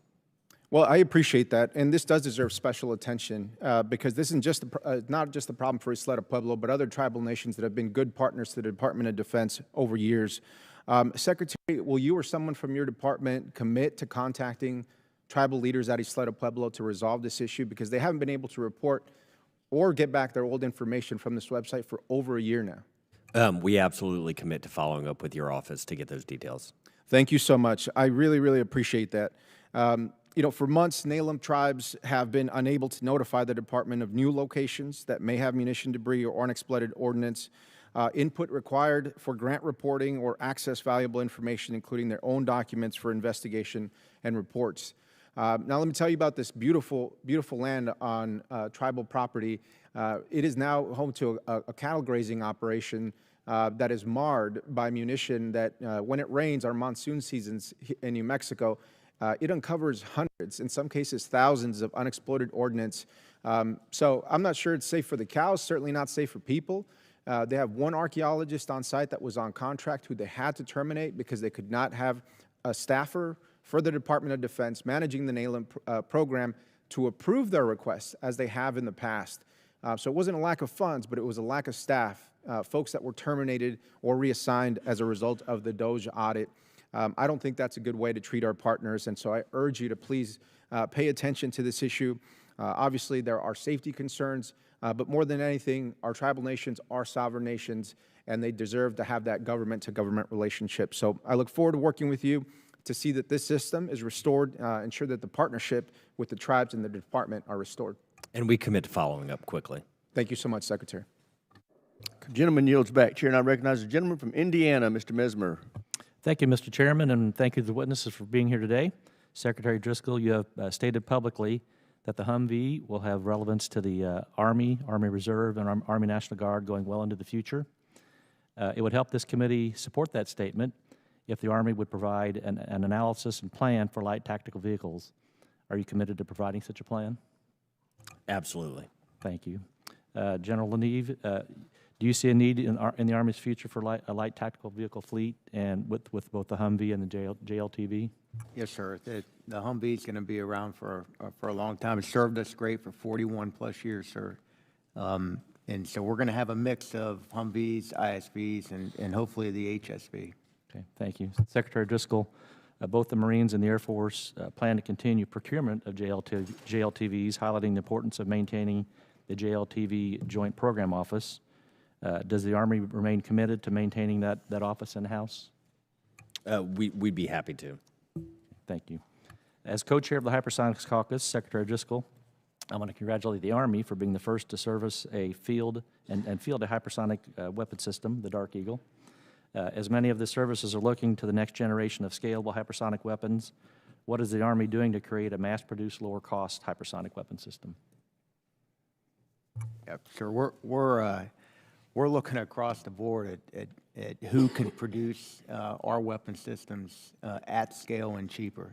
Low-cost munitions and high, cost munitions are going to be part of the magazine depth. The goal is to get all the costs down and to produce at scale, so we don't, have any issues in that depth. Over. Thank you. It's been reported that the Dark Eagle is being considered for deployment under CENTCOM's command. Secretary Driscoll, what unique capabilities would Dark Eagle bring to that region? We can't share that in this setting, but I'd be happy to discuss in more of a closed setting. Perfect. Thank you, sir. Secretary Driscoll, in my district, it contains Crane Army ammunition activity, which currently holds about 25% of the DoD's conventional munitions, so I'm focused on the future of the organic industrial base and what we can do to guarantee the success of their mission. How has the Army used extended use land leases to make better use of Army land? I love this question, Congressman. Thank you for asking it. So one of the things we, the Army, have not done as well as we should have over the years is take advantage of the assets that the American taxpayer and this committee has given us. And one of the ways we are moving forward quickly on that is enhanced use leases. And so the first two instances of that is our 2 data centers, where because we are letting these companies use our land, we're going to get off-take in data, in compute, which will be incredibly powerful for us.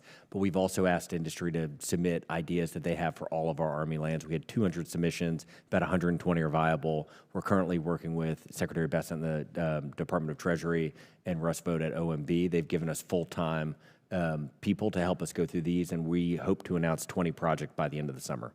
Excellent. That's great to hear. I want to make sure we're bringing these innovative solutions not just to our covered depots, but to all corners of the OIB. How is the Army working to bring more of the OIB workload outside of the covered depot list? Sir, we're looking at ways to take, I'll give you one example. We have an operational readiness team that goes out to units and helps prepare the equipment on site. That comes out of our depot, workforce there. And I just want to apologize. I think I operated like a radio here. I said over to you, a couple minutes ago. So no worries. Secretary Driscoll, can you tell the committee what the Army Corps of Engineers is doing differently under your leadership to speed up projects and change how the bureaucracy has been managing projects for decades? The Army Corps, under our Assistant Secretary Adam Tell, has done a 50 and 60-year change. The Corps had lost its way in a lot of ways, not because the talent there isn't amazing and not because the soldiers that we have in the Corps aren't some of our country's best leaders, but because we had put too much paperwork burden on them. And so the Corps has gone through a massive transformation project to start to focus much more on actually delivering projects to the communities where they exist. And one of the things they're working on now that I'm most excited about is that there's this concept of waters of the United States that you have to do for nearly every project in our country. And we were getting in the way of builders building things to employ our fellow Americans, and the Corps has been moving quickly to cut down from 6 months on average to under 30 days. And those delays add to the cost, so thank you for that. I yield back. Gentleman yields back. Chair now recognizes Mr. Cisneros of California. Thank you, Mr. Chairman, and thank you for our witnesses for being here today. General, I introduced Duty Status Reform Act with Rep. Bergman this year because we both recognize that the National Guard and Reserve are no longer just a backup. They are fully integrated into our frontline units. However, our commanders are currently forced to navigate a maze of nearly 30 duty statuses, each requiring separate administrative on-ramps that create a lag in force generation. Can you speak to the specific readiness assistance this reform would provide the Army and how consolidating these authorities from nearly 30 down to 4 would eliminate the bureaucratic friction that currently stalls our ability to rapidly deploy a fully integrated force, as well as keeping them fully deployed? Could you speak on that, please? Sir, anytime you reduce bureaucratic, efforts, above our soldiers is a blow for freedom. That's what we've been trying to do, is reduce bureaucracy across the board to free up our soldiers when they deploy, when they train, across the entire spectrum. All right, thank you for that. And Congressman, I was just going to say on our side what we were trying to do, because our Guard soldiers and our reserve, when we activate them, they oftentimes are experts in something completely unrelated to their soldier tasks, which adds a lot of value to us. But that also means they have unique constraints on their family setup, and we have got to do better. And so what we're trying to do on the business system sides is we're trying to consolidate and collapse down the number of systems they have to interact with so we can do a better job on our side. All right, we'll hope to have your support from both of you on this legislation as it moves forward. Secretary Driscoll, you've been asked about, or General George was brought up earlier today, but I want to ask you about Major General Green, Chief of Chaplains. What was the justification given to you for him being relieved? Congressman, I won't talk about private conversations that I've had with my boss. Well, I worry about that because I think, one of the things that Major General Green was working on, right, was focused on mental health. And, right, the Secretary has said our chaplains need to be our spiritual leaders, and of course, we want them to do. That's why they're here. But at times, they need to help our service members around mental health issues too, right? Sometimes a behavioral health specialist isn't there, and they need somebody to talk to. And often, through my time in the Navy and the military, and I'm sure through all of your career there, General, the chaplain has been there. It's been that shoulder that our service members can go to and relieve and get things off their chest. And I worry that his support of trying to expand programs that would make the chaplains more available for that being taken away, or him supporting that, was one of the reasons that he was relieved. And I hope we can kind of keep moving forward, right, and realize that the role that our chaplains play and really not only spiritually, but also mentally, and that needs to be supported in those roles, and we need to keep advocating for that. So with that, I'll move on to my next question. Mr. Secretary, the CAP program, which was a program that was piloted and started during the first Trump administration, was eliminated recently, and it provided a significant BAP to help validate our leaders, right? You've worked out there in the business community. I'm sure you've never, ever hired anybody without talking to them physically, just based on purely on their resume. And the CAP program provided that, right? It not only put out their paperwork, their resume, their full career out there in front of the board, but it brought them in to make sure they were physically fit. We make sure they answered questions before the board. But without any reason, that program was eliminated after it was just put into play not even a year ago. And I had actually had the opportunity to go down and observe that program and how it worked, and thought it was very valuable. And it was something when I was at the Pentagon that was being pushed down into the other services. Now, I would love to hear why. I'm down to 30 seconds right now. I don't think we're going to have the full time, so I'm going to submit it for the record. But I would love to hear your explanation as to why that program was eliminated, and what are we going to do to replace it? Because it was a really good program that gave a good 360 look not only from their superiors, their peers, as well as, especially for our brigade and battalion commanders, senior enlisted, as to the full value of these individuals. With that, I yield back, and I'll submit that question for the record. Thank you. We now proceed to Congressman Pat Harrigan of North Carolina. Thank you, Mr. Chairman. Secretary Driscoll, General Leneve, it's great to have you all here before the committee again. Sergeant Major, you as well. You don't sit at the desk, but we really know who does the work. Thank you for your service, gentlemen, and thanks for your testimony today. Mr. Secretary and General, as you both know, I genuinely appreciate and believe in the Army's commitment to continuous transformation. I want to ensure that it doesn't just become a political slogan. It's got to stay something that's effective to get the Army into the future fight. We've got to stay laser focused on driving very real efficiencies, rebuilding meaningful productive capacity inside the organic industrial base, and ensuring that every dollar that we spend increases readiness, repairability, and battlefield relevance. It cannot be held up by a bureaucratic or a sustainment drag. I want to ask you, Secretary Driscoll, a question about right to repair, because your testimony specifically identifies right to repair as critical to reducing maintenance delays and costs. And the committee memo notes that proprietary technical data and outdated drawings are directly harming mission-capable rates across Army ground fleets. Just to give you an example, we've gone from 1,285 depot overhauls in fiscal year 2015 to just 12 in fiscal year 24, while readiness continues to decline. What specific contractual or statutory changes does the Army need from Congress to guarantee that our depots and maintainers actually have the technical data, software access, and repair rights necessary to restore readiness at scale, especially for systems that taxpayers have already paid to develop? Congressman, this is a topic that I think transcends party line. This transcends generational service times. I think nearly everyone I've talked to who has served feels deeply passionate that the United States Army should have done this a long time ago, but now's the time to remedy it. We must have the technical data for every single thing that we buy. And the reason is not just if we're in the Indo-Pacific and 6,000 miles from home and something goes down, we have to be able to take advantage of the local economy and things like advanced manufacturing to get it back up.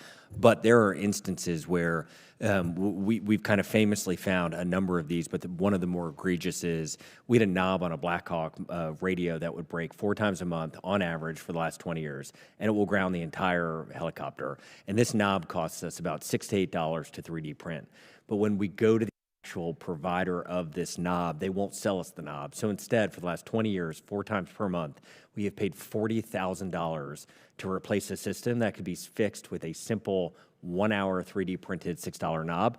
And the reason we sit here and the reason we have so many hard conversations about these existing platforms is we can't go get the IP rights to it, and we are stuck oftentimes. And the reason we find the ISV and the FLORA and all of the things that we have recently negotiated for to be so powerful is in every instance we have the intellectual property, and this will never happen again. And so we need your help to go get all of that IP. Hey, thank you for that answer, and also thank you for that vignette, too. I mean, that makes me angry, and I think it makes American taxpayers angry that our services are held hostage to certain contractors that are just bilking the government while making it impossible for us to actually be ready to fight with the equipment that we've already purchased. That doesn't make any sense to me, and I know it doesn't make sense to you. And just with the short time that we have left, you talked about the Indo-Pacific, you talked about faraway places. If we don't get right to repair this year through the National Defense Authorization Act, can you talk us through what type of practical impact that will have in those faraway places if we fail in our mission on right to repair this year? Sure. The key to getting through contested logistics is to have a distributed system, small footprints spread out across the Pacific, with the ability to have advanced manufacturing there, and the ability for us to print our parts at the edge of where we're going to need them. It's critical. Thank you very much. And I think I'm going to yield my time back. Thank you very much, Congressman Harrigan. We now proceed to Congressman Sorensen of Illinois. Thank you, Mr. Chairman.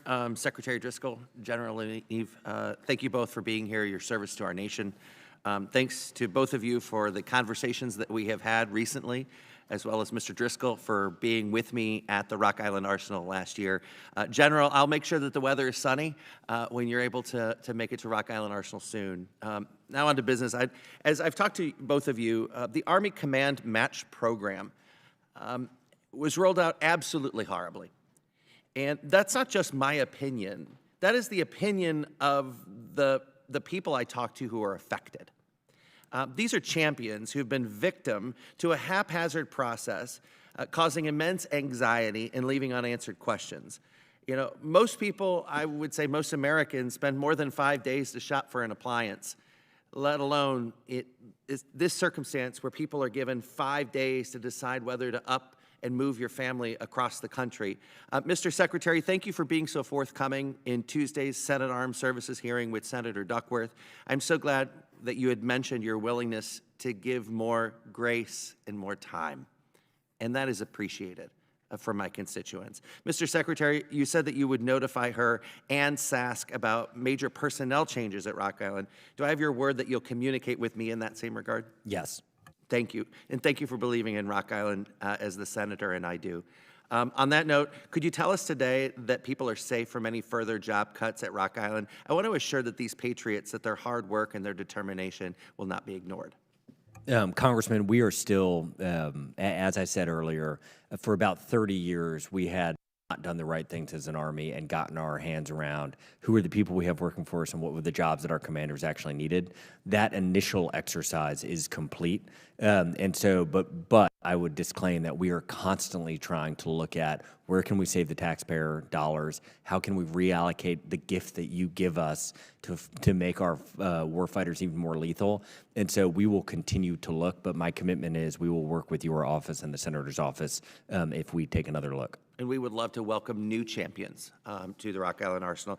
JMTC at Rock Island is home to the Army's only working foundry, serving as a vital one-stop shop for manufacturing. I hope that we can keep that metal hot. To both of you, what opportunities do you both see for expanding public-private partnerships, especially with castings and forgings, so the Army can leverage our industrial experts to help relieve that supply chain bottleneck and meet long-term manufacturing goals? Congressman, we've underinvested in our defense industrial base. When we did the tour with you and some of your colleagues, I mean, you can look around and a lot of the equipment that is being used is just not sufficient for the threat that is currently what our country could face. And so we are actively working together with our soldiers at all of our arsenals to put together plans. But back to what I had referenced earlier, we have 200 submissions from some of the top companies across our country who want to come onto these bases, who want to come onto Rock Island, who want to partner with our civilians and our soldiers to help us build the things that we need. And so we are really optimistic in the next 4 to 8 weeks, we will be able to announce a lot of partnerships to get in the best of American manufacturing, to get in the best talent, and very critically and crucially to use some of their dollars in the private sector to help upgrade our arsenals and depots. I love hearing that, General. Yes, sir. We both recognize the critical importance that the industrial base provides for us, all 23 of our depots across the country. And I think, you know, when you take a look at the plan that we've embarked on in order to invest in this, it shows the commitment to upgrading each one of these locations so they can support the warfighter for what we know we're going to need. I want to go back to the Rock Island Arsenal, 900-acre rock in the middle of the Mississippi River. It's also where our nation's greatest river makes the biggest change in elevation in its entire course. It's a unique place where we use hydroelectric power. I'm excited that work has begun on infrastructure upgrades because I believe that uninterruptible power is necessary, and it's necessary for national security. Can I have your word that we continue to build Rock Island's power capacity so that we never have to pick and choose what work can get done, so that we can start the job and finish the job right? Congressman, this is a topic for all of our bases, our arsenals, and our depots. I was just down at Fort Bragg yesterday, and we're talking about redundant energy and the energy needs for modern warfare, not just to create the tools of warfare, but to sustain them in the actual fight, are things that we are looking at every single day, and we're happy to stay in touch with your office. Great. Thank you, gentlemen, for your time, and I yield back. Thank you, Congressman. Now we lead to Congressman Schmidt of Kansas. Thank you, Mr. Chairman, and General, Mr. Secretary, thank you for being with us again today. We appreciate it, appreciate the good working partnership we've been able to forge on a lot of matters important to our country, so thank you. Mr. Secretary, let me start with a question for you. Thank you for coming to Fort Riley in the 1st Infantry Division recently. It was an honor to host you out there and spend a little bit of time with you and your team and with the men and women in America's fighting force on the ground. We had a handful of topics that very much appreciated your reaction to on the ground. Just wanted to explore a couple of them today. I know we had a chance to visit on the chilly day the loading facility, the DERF, and it is very dark and it is very muddy when they're loading those tracked vehicles. Sometimes that can be fixed with a relatively small investment that frankly may pay itself back in a couple of deployments if you don't have to pay the fines to the shippers and to the railroads and to the Europeans when stuff gets over there muddy. And I know, at least my impression was that you certainly agreed with that and that this is going to happen at some point. I would like to help the Army pull it forward as far as we can. Is that something that you can assure us will be in the 28th submission? We will definitely follow up with your office, Senator, but we were with, down at Bragg yesterday, Department of Transportation, and there are some grants for exactly like what we are talking about. And so we as an Army are currently putting together a plan to see if we can go after a different pot of cash to be able to move even quicker in this budget cycle. Thank you, Mr. Secretary, and whatever we can do to help, we will do. If it means standing on the street corner and talking to passersby, we'd really like to get that done. I thank you for that. Another item we discussed while out there, you know, they've made very creative use at Fort Riley of intergovernmental support agreements, IGSAs, with local school districts. It's a way of moving rapidly and more cost-effectively on certain projects, especially renovations.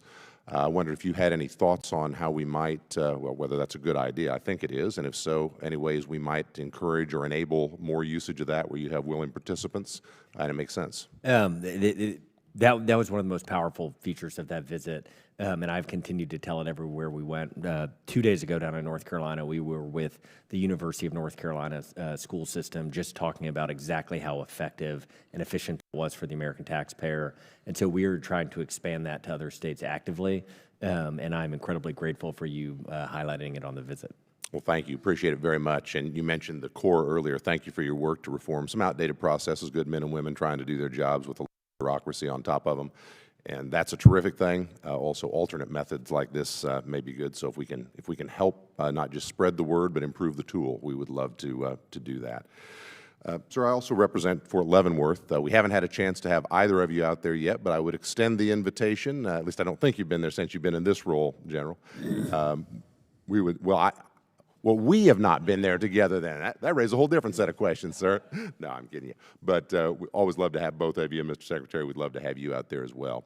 You know, those two posts obviously play very different roles in our United States Army, and Fort Leavenworth is such a critical role in the intellectual side of the Army. And as the transformation is underway and the thinking it through and the evolution of it, we just want to be sure that the leadership there is fully engaged, not just with those of you who wear the uniform here, but with the civilian team as well, because I think they have some tremendous contributions they can help make. And I'm not sure I'll have a particular ask, but I'll just leave the invitation on the table, Mr. Secretary. We'd love to have you back in Kansas for that. I would also say on that, you know, one of the things that maybe we can explore, you know, we train, I say we, they train majors at Fort Leavenworth and do an excellent job of it. You have the sergeant major behind you, and I think the folks down south do a great job in that as well, and it's a very good partnership. I'm just wondering, are we thinking through the training methods and timelines for everybody, but that would include the sergeant majors? You know, there may be ways to do things more quickly. I think other services may move their equivalent folks along a little faster. And are those things that are part of the thinking through of how we transform the Army? Sure, we're always looking at different ways to move non-commissioned officers and officers to our education system. There's efficiency, and there's also the effectiveness of having, you know, some of the cohorts come through and spend a longer time together, because there's a relationship that you can't building that you don't want to speed up and throw away over time. We just went out together and did the pre-command courses with battalion commanders, sergeant majors, brigade commanders, and sergeant majors in the division command course, and the linkages between those two we condensed the course, and now we're taking a look at, do we need to add maybe another week back into it, just based off of the integration of those two. You just can't throw away that secret sauce of what those courses actually provide for our force across the board. I know he's sitting in the back, but Sergeant Major, I don't know if you want to add anything to that. Agree completely, sir. Thank you. My time is up. We thank you both. In general, we are grateful and certainly trust your judgment on that. Thank you, Congressman Smith. We now proceed to Congresswoman Goodlander of New Hampshire.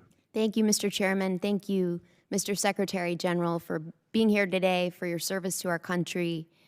You are here today to make the case for the Department of the Army's fiscal year 2027 budget request. It's a historic budget request in a number of respects, including the top line number, $252.8 billion. I appreciate the graphics that the Army created for us to really see a breakdown of this request. And one of the things that stands out as I look at your graph here, Army budget trends over time, a big chunk of this request, $37.7 billion, are designated mandatory. Am I right that this is money you expect to be appropriated through the reconciliation process? Correct, Congresswoman. So, Mr. Secretary, you testified at the outset that you want this to be a bipartisan budget. I share that goal. The reconciliation process is a fundamentally partisan process. And you have budgeted for a really important set of investments in critical munitions. This is the biggest chunk of this portion of reconciliation funding that you're seeking is going towards critical munitions. This may have been a decision out of your lane, but my question is, what is your plan to make up for the shortfall if you do not actually get what you need through this partisan reconciliation process? Congresswoman, our commitment is to meet with every member who it would be helpful. We want that process to also be bipartisan. We think that what is in the Army's mandatory request are the types of things that have bipartisan support. And so the first bit is we hope it doesn't happen. The second one is the United States Army for 250 years has done with what we receive. We are trying to be good custodians and cut our costs. And so I appreciate a lot of your colleagues who are frustrated when we go cut $2 billion in civilian spending every year. But that's $10 billion we save over the FIDEP to invest in our own innovation. And so we will make do with what we get. Thank you. I want to ask you about the audit. And are you on track to pass a clean audit this fiscal year? If you're asking me to make a guess based off history, I would say no. If you were asking me, do I think we will be ready by the statutorily designated time in 2028, I think we are moving in that direction. Good. Well, General? Yeah, I concur with the Secretary. I think with some of the changes, especially the company that was helping us do it, I think we're off on a right direction, and we're linked in with the OSW process to get us across. I concur with his assessment. Look, it is so critical for public trust, and it is so critical for us in making the case and doing our jobs. You're asking for a historic budget. No small business that I represent would ever be able to manage failing chronically basic audits year after year and continuing to ask for record spending. So I look forward to working with you and your teams on this. I want to thank you for your leadership on right to repair. And you see that this is a bipartisan issue. On this committee, you saw the same thing on the Senate Armed Services Committee. Mr. Secretary, you pointed to one of the examples that looms large in my mind, a tiny knob on a Black Hawk helicopter that would cost $15 for the Army to produce with a 3D printer, $47,000. It's outrageous, and it's undermining our readiness. And I want to ask for your commitment to support our bipartisan, bicameral Warrior Right to Repair Act in this year's National Defense Authorization Act. Unequivocally, yes. Yes, ma'am. Thank you. I appreciate that. You both testified, and I appreciated that the people of the United States Army are your greatest asset. That includes the thousands of women who are serving today in the United States Army. Another important piece of legislation that we're working on here on the committee is the Warrior Act, which does something that we shouldn't have to do, but clarifies that gender-neutral standards for occupations in the military should prevail, that no one should be excluded on the basis of their gender. If you can meet the standard, if you can do the job, then you should get to do the job. Do you agree with this basic principle? Yes, unequivocally. I agree with that, ma'am, and I have a personal side of this too. My daughter's in the Army. She just graduated last night with her master's degree, and she's going up to teach at West Point. She agrees with high standards, and general neutral standards. Well, I appreciate that, and I thank you again both for your service. Thank you, Congresswoman, for the bipartisanship, and indeed, a highlight today. Congratulations, General, to your family on your daughter's graduation. Thank you, sir. She's much, much smarter than me. Well, hey, this really sets up another great member of Congress, Congressman Crank, all the way from Colorado. Thank you, Mr. Chairman. I appreciate it. Secretary, thank you both for being here and for your service to our country. Secretary Driscoll, last year the sheriff in my county reached out to my office with alarm as the Army's decision to deactivate the 11th Expeditionary Combat Aviation Brigade at Fort Carson.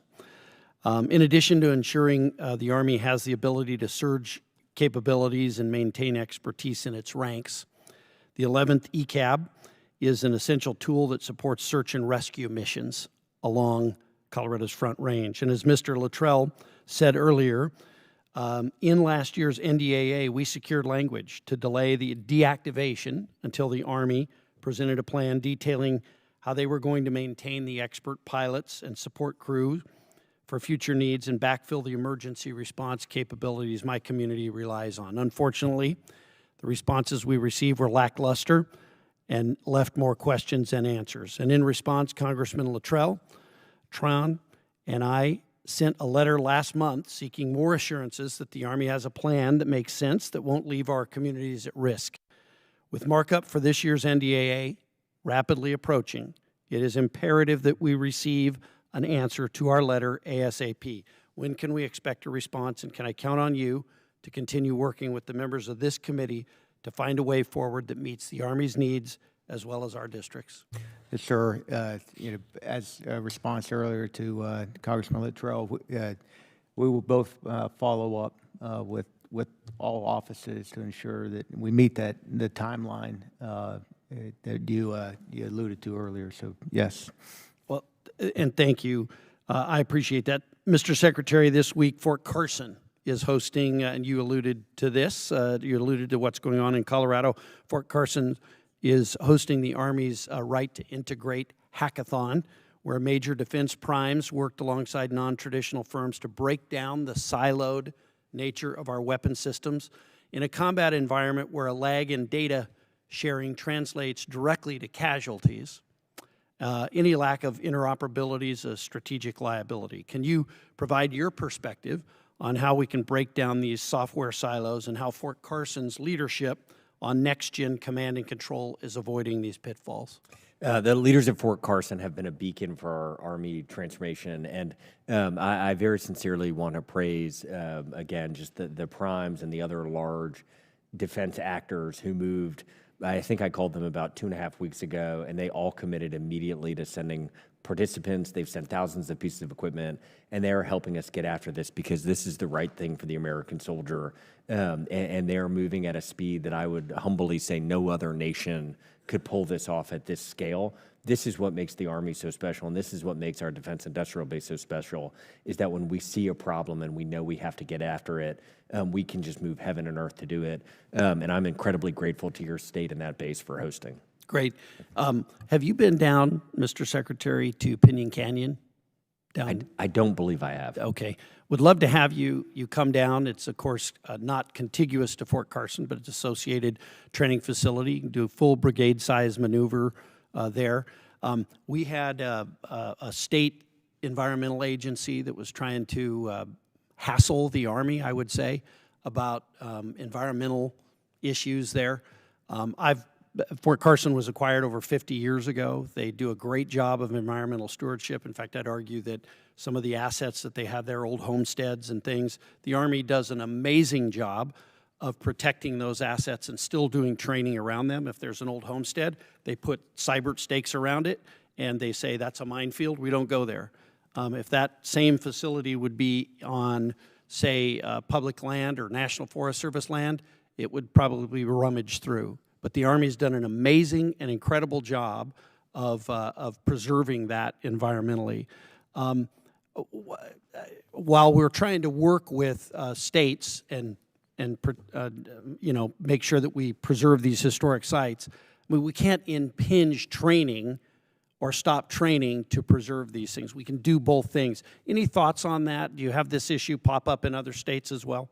Congressman, the vast majority of communities where our soldiers exist and the vast majority of states that host our bases are incredible partners. There are absolutely times where there is tension between what a local community would prefer and what we think we need to do for national security.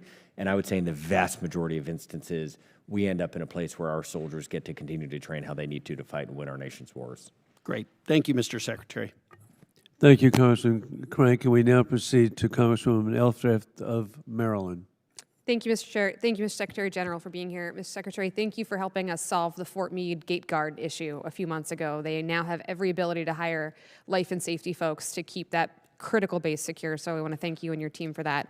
I also want to align my position with a number of folks here, including supporting UARCs, incredibly important across this country to have that independent research done. The right to repair, thank you for leading on this. I also want to reiterate the comments you heard here about our forces in Poland. It feels a little bit like Groundhog's Day. We just went through this in Romania this time last year. So I just want to align myself with that. I do appreciate, Mr. Secretary, you seem like you are a man who wants to tackle the hard issues head on and not avoid them, and I really appreciate that. You said, in general, you both have said many times, you want to cut the bureaucracy to get soldiers what they need. So I'm going to start with what feels like a small issue, but it's actually important, really, in Maryland and a lot of the labs and research we do at Aberdeen, Dietrich, Meade. You are probably familiar with the fact that our MinCon threshold is at 9 million right now. Now, it was raised in FY23 for lab revitalization, but its purchasing power over the last few years obviously has gone down significantly. This committee, on a bipartisan basis, attempted to raise it from 9 to 12 million last year. We had a classic House-Senate issue. I just want to get your feedback on getting our soldiers what they need starts in those labs, and we can't get them what they need if we have the bureaucracy holding up things like repairing leaky roofs and other things that are important to that research.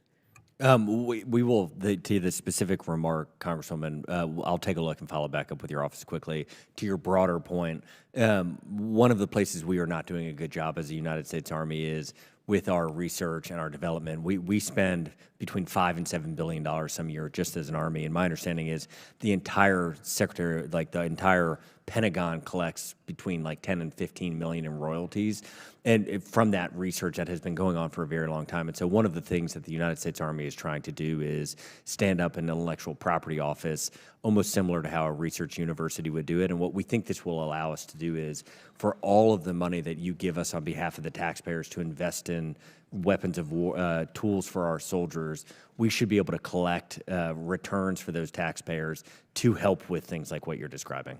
And some really cool research, especially around batteries, which could not be more important in contested environments right now, happening in Aberdeen, and we just need to kickstart that because it has implications for civilian life as well. So thank you for focusing on that. I want to return to the issue of Poland and the BCT deployment that was pulled back. I want to be clear here. Was there a force posture review conducted prior to this decision being made? Appreciating it wasn't your decision, but I want to understand the whole context of EUCOM. Yeah, so two-part answer to that, ma'am. One, there's always a continuous posture review going on. I think in the reference to this, I think that's a question with General Grinkovich on his internal posture review, his consultation with the Secretary and the Joint Chiefs on the way forward. I was part of that consultation with him, of going back and forth on advice on force structure and all that. Ultimately, the decision was made. Again, Title 10. We're gonna get forces in and get forces out as ordered.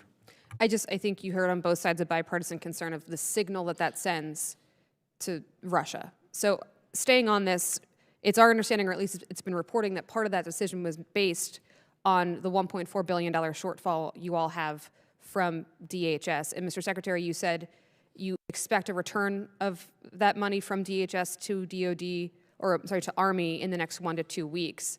Are you going to receive the full $1.4 billion, or is it some type of payment plan we're talking about? Can you give us committee some light? Congresswoman, I can follow up with your office on the specifics. What I can say is Secretary Mullen and his team have been incredibly receptive and active, and he is relatively new to the seat, but he's been working quickly to help us.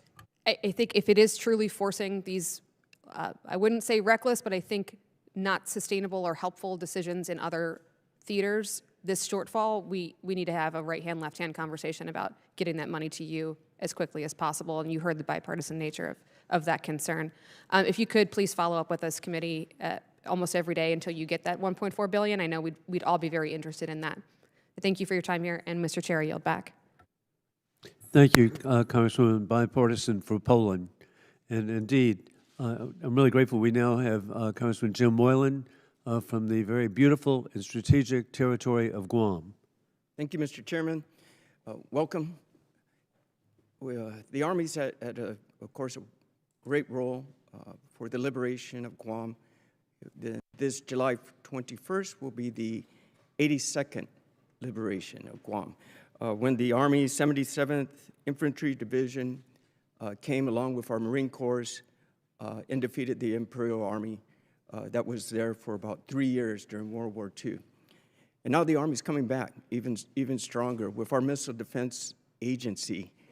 And it's well welcomed. It's for the defense of the nation. It's for the defense of the people of Guam, the citizens there, the most western soil of the United States there is.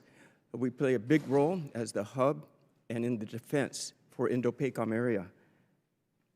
The footprint, when the buildup started, was, I believe there was an agreement where that it's going to remain in the footprint. And as we build out the missile defense areas, of course, we're going to need some other things going on. In this budget, Army is seeking $29 million to acquire land in Guam. We've been reaching out, asking which land, how much land, and haven't received an answer. Are you able to provide that answer to me, please? I don't know the specifics right now, Congressman, but we will follow up with your office quickly. Yeah. So it's very concerning. Of course, land is precious on Guam as well, and the community wanting to understand and look at that, and the government wanting to be able to understand. And of course, we had to provide infrastructure services as well. So wanting to work with you to do that, and then to answer the questions of the people of Guam, where and how is this, and reduce any kind of tension, so that will be helpful. I appreciate that, sir. Thank you. In addition to this, we also are very patriotic on the islands, and we have so many proud members who joined the Army, as myself. I think that changed my life. I was able to go to jump school too, and from an average grade student to all of a sudden, you can do what the Army tells you to do. You can do excellent in school, and that's very helpful for me. So I'm proud to be a member of the Armed Forces, and I wish more people could join and understand how important it is. Our nation is going to be 250 years here pretty soon, so it's great. We should continue to serve. We would have double the recruiting capabilities, as I spoke to my recruiters for all branches on Guam, but we don't have a MEP center. We share this with the Army National Guard. When it's scheduled, sometimes it has to fall off the scheduling plan because something the Guard is doing with their rooms. Likewise, for the ABFAP testing, we don't have anything. They're borrowing, basically, but our recruiters can basically double and we'll reduce a lot of wait time and losing recruits because, oh, you got to come back next month, and then they change their mind. Is there any way that we can get something more permanent? Can we look into this to get something permanent to allow our recruiters to do the best they can? We will connect with the recruiting team and follow back up with your office quickly, Congressman. Okay, appreciate it. And finally, Secretary, we met, and after my meeting with Secretary Hegseth, one of his first trips to Guam. So it's been many years. Well, actually, there has never been a Medal of Honor winner, recipient of the Medal of Honor from Guam. But yet we have many who would qualify, and we've been asking for decades to relook at their submitted documents. And I've resubmitted also, and we had an opportunity to talk. There was Joseph Perez, Martin Maglonia, John Blas, and so there's still no answer. I appreciate a follow-up on that. If we can continue to bring this up, it's very important to the people of Guam who are so well dedicated and really respect our nation. Guam has been part of the United States since Spanish-American War, and that's hundreds of years, and we continue to send and defend our nation. We just want the recognition to be honored with something well-deserved, and I appreciate it if you can bring this once again to your attention. We will follow back up, Congressman. I thank you very much, and of course I welcome you both to the 82nd Liberation Day celebration on Guam, July 21st. General, have you had the time to visit? I hope. No, sir. We are planning a trip here in the summer out to the Pacific. Let's do that together. Secretary, have you been? I did get to go visit some soldiers there. Okay, please come back. Of course. Thank you, Mr. Chairman. Thank you very much, Congressman Jim Moylan. And indeed, Congressman Moylan is really too humble to tell you the whole story, and that is that Guam has the highest percentage of membership of volunteers of any state or territory. And so the people, indeed, of Guam remember the liberation. With that in mind, we now have Congressman Tran of California. Thank you so much, Chairman. Thank you to our witnesses for being here today. As an Army Reserve veteran and the proud representative of Joint Forces Training Base Los Alamitos, where I also served, let me say for the record, go Army. I want to focus today on Los Al because, frankly, I am concerned about some of the Army's decision related to that base. Los Al is both a critical gateway to the Indo-Pacific theater and an essential base for disaster relief for the entirety of Southern California. It also will be the staging area for 15,000 reservists coming to support the LA 28 Olympics. Yet there are plans to deactivate some of our reserve units and a lack of support for military construction projects to improve the services that our soldiers desperately need. General Leneve, when you testified before the Readiness Subcommittee in April, I brought up the deactivation of the Expeditionary Combat Aviation Brigade and the impact that it will have on my community. You committed then to have more conversations about the ECAB deactivation, and I'm grateful that Rep. Luttrell and Rep. Crank have already started the conversation today. I share many of their questions, and I hope that we can all work together on this very important issue. 2 weeks ago, Secretary Hegseth described to this committee that the department is reviewing multiple places within the Army Transformation Initiative to ensure that they don't create capability gaps. General or Secretary, can you describe the specific areas of ATI that the Army is reviewing and what metrics you are using to evaluate whether a capability gap would be created? Yes, sir. You bring up a great one, our rotary wing, to make sure that, again, that the decisions were made, which were all on the side of Angels, are still in the same site picture that we have right now. Also on some of our ground fleet to make sure that we're going after the right mix of equipment as the resources are small in order to move to modernization. I know that's a tough thing to say as what we've asked for, but we want to be stewards of the resources. And that's why I describe it really as the legacy systems that we have to discard, the enduring system that we know we're going to have, and then the platforms that we know we need to go after to be more lethal against our pacing threat.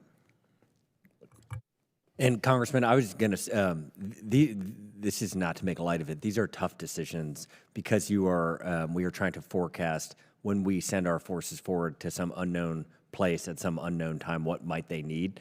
And so we are constantly in conversation with OSW. We are constantly in conversation with you and your colleagues to try to figure out the right mix.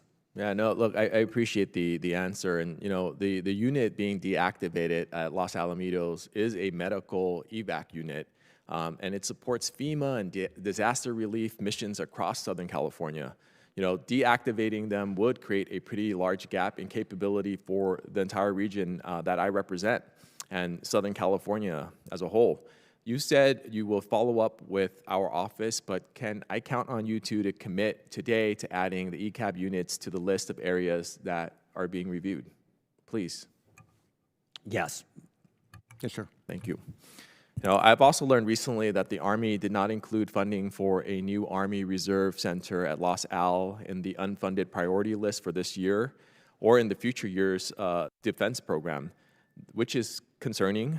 You know, General Laniv, how does the Department of Army determine what military construction projects are included on the unfunded priority list, and why might a project be left off? Sir, it's a balancing of what resources we have, what resources we think we can, attain, and there's a list across the board. We look at everything across the United States, and frankly, where the Army is, has, of our power projection platforms, our MFGIs, where we're going to mobilize at large numbers to try to look at where we need to continue to invest, where we might take a lapse for a little bit in order to get money into a program at a higher priority for us. I appreciate that. And, you know, with the LA Olympics coming up, with the 15,000 reserves being placed in my district, you know, I want you to all understand I'm here as a resource, and my office is here to help. Thank you. Thank you, Congressman. Now, Congressman Pat Fallon of Texas. Thank you, Mr. Chairman. And it's great to see you, Secretary, in general. We live in a country where 20 years ago, Secretary Driscoll, where were you? Sorry. Approximately when were you? Approximately Iraq. Before that, when were you? Basic training, OCS. Basic training when? 2006?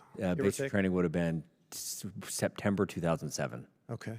So less than 20 years later, you're here as the Secretary of the Army. That's a great country to live in, isn't it? And I want to tell you, I've been doing this for 6 years, representing the 4th District.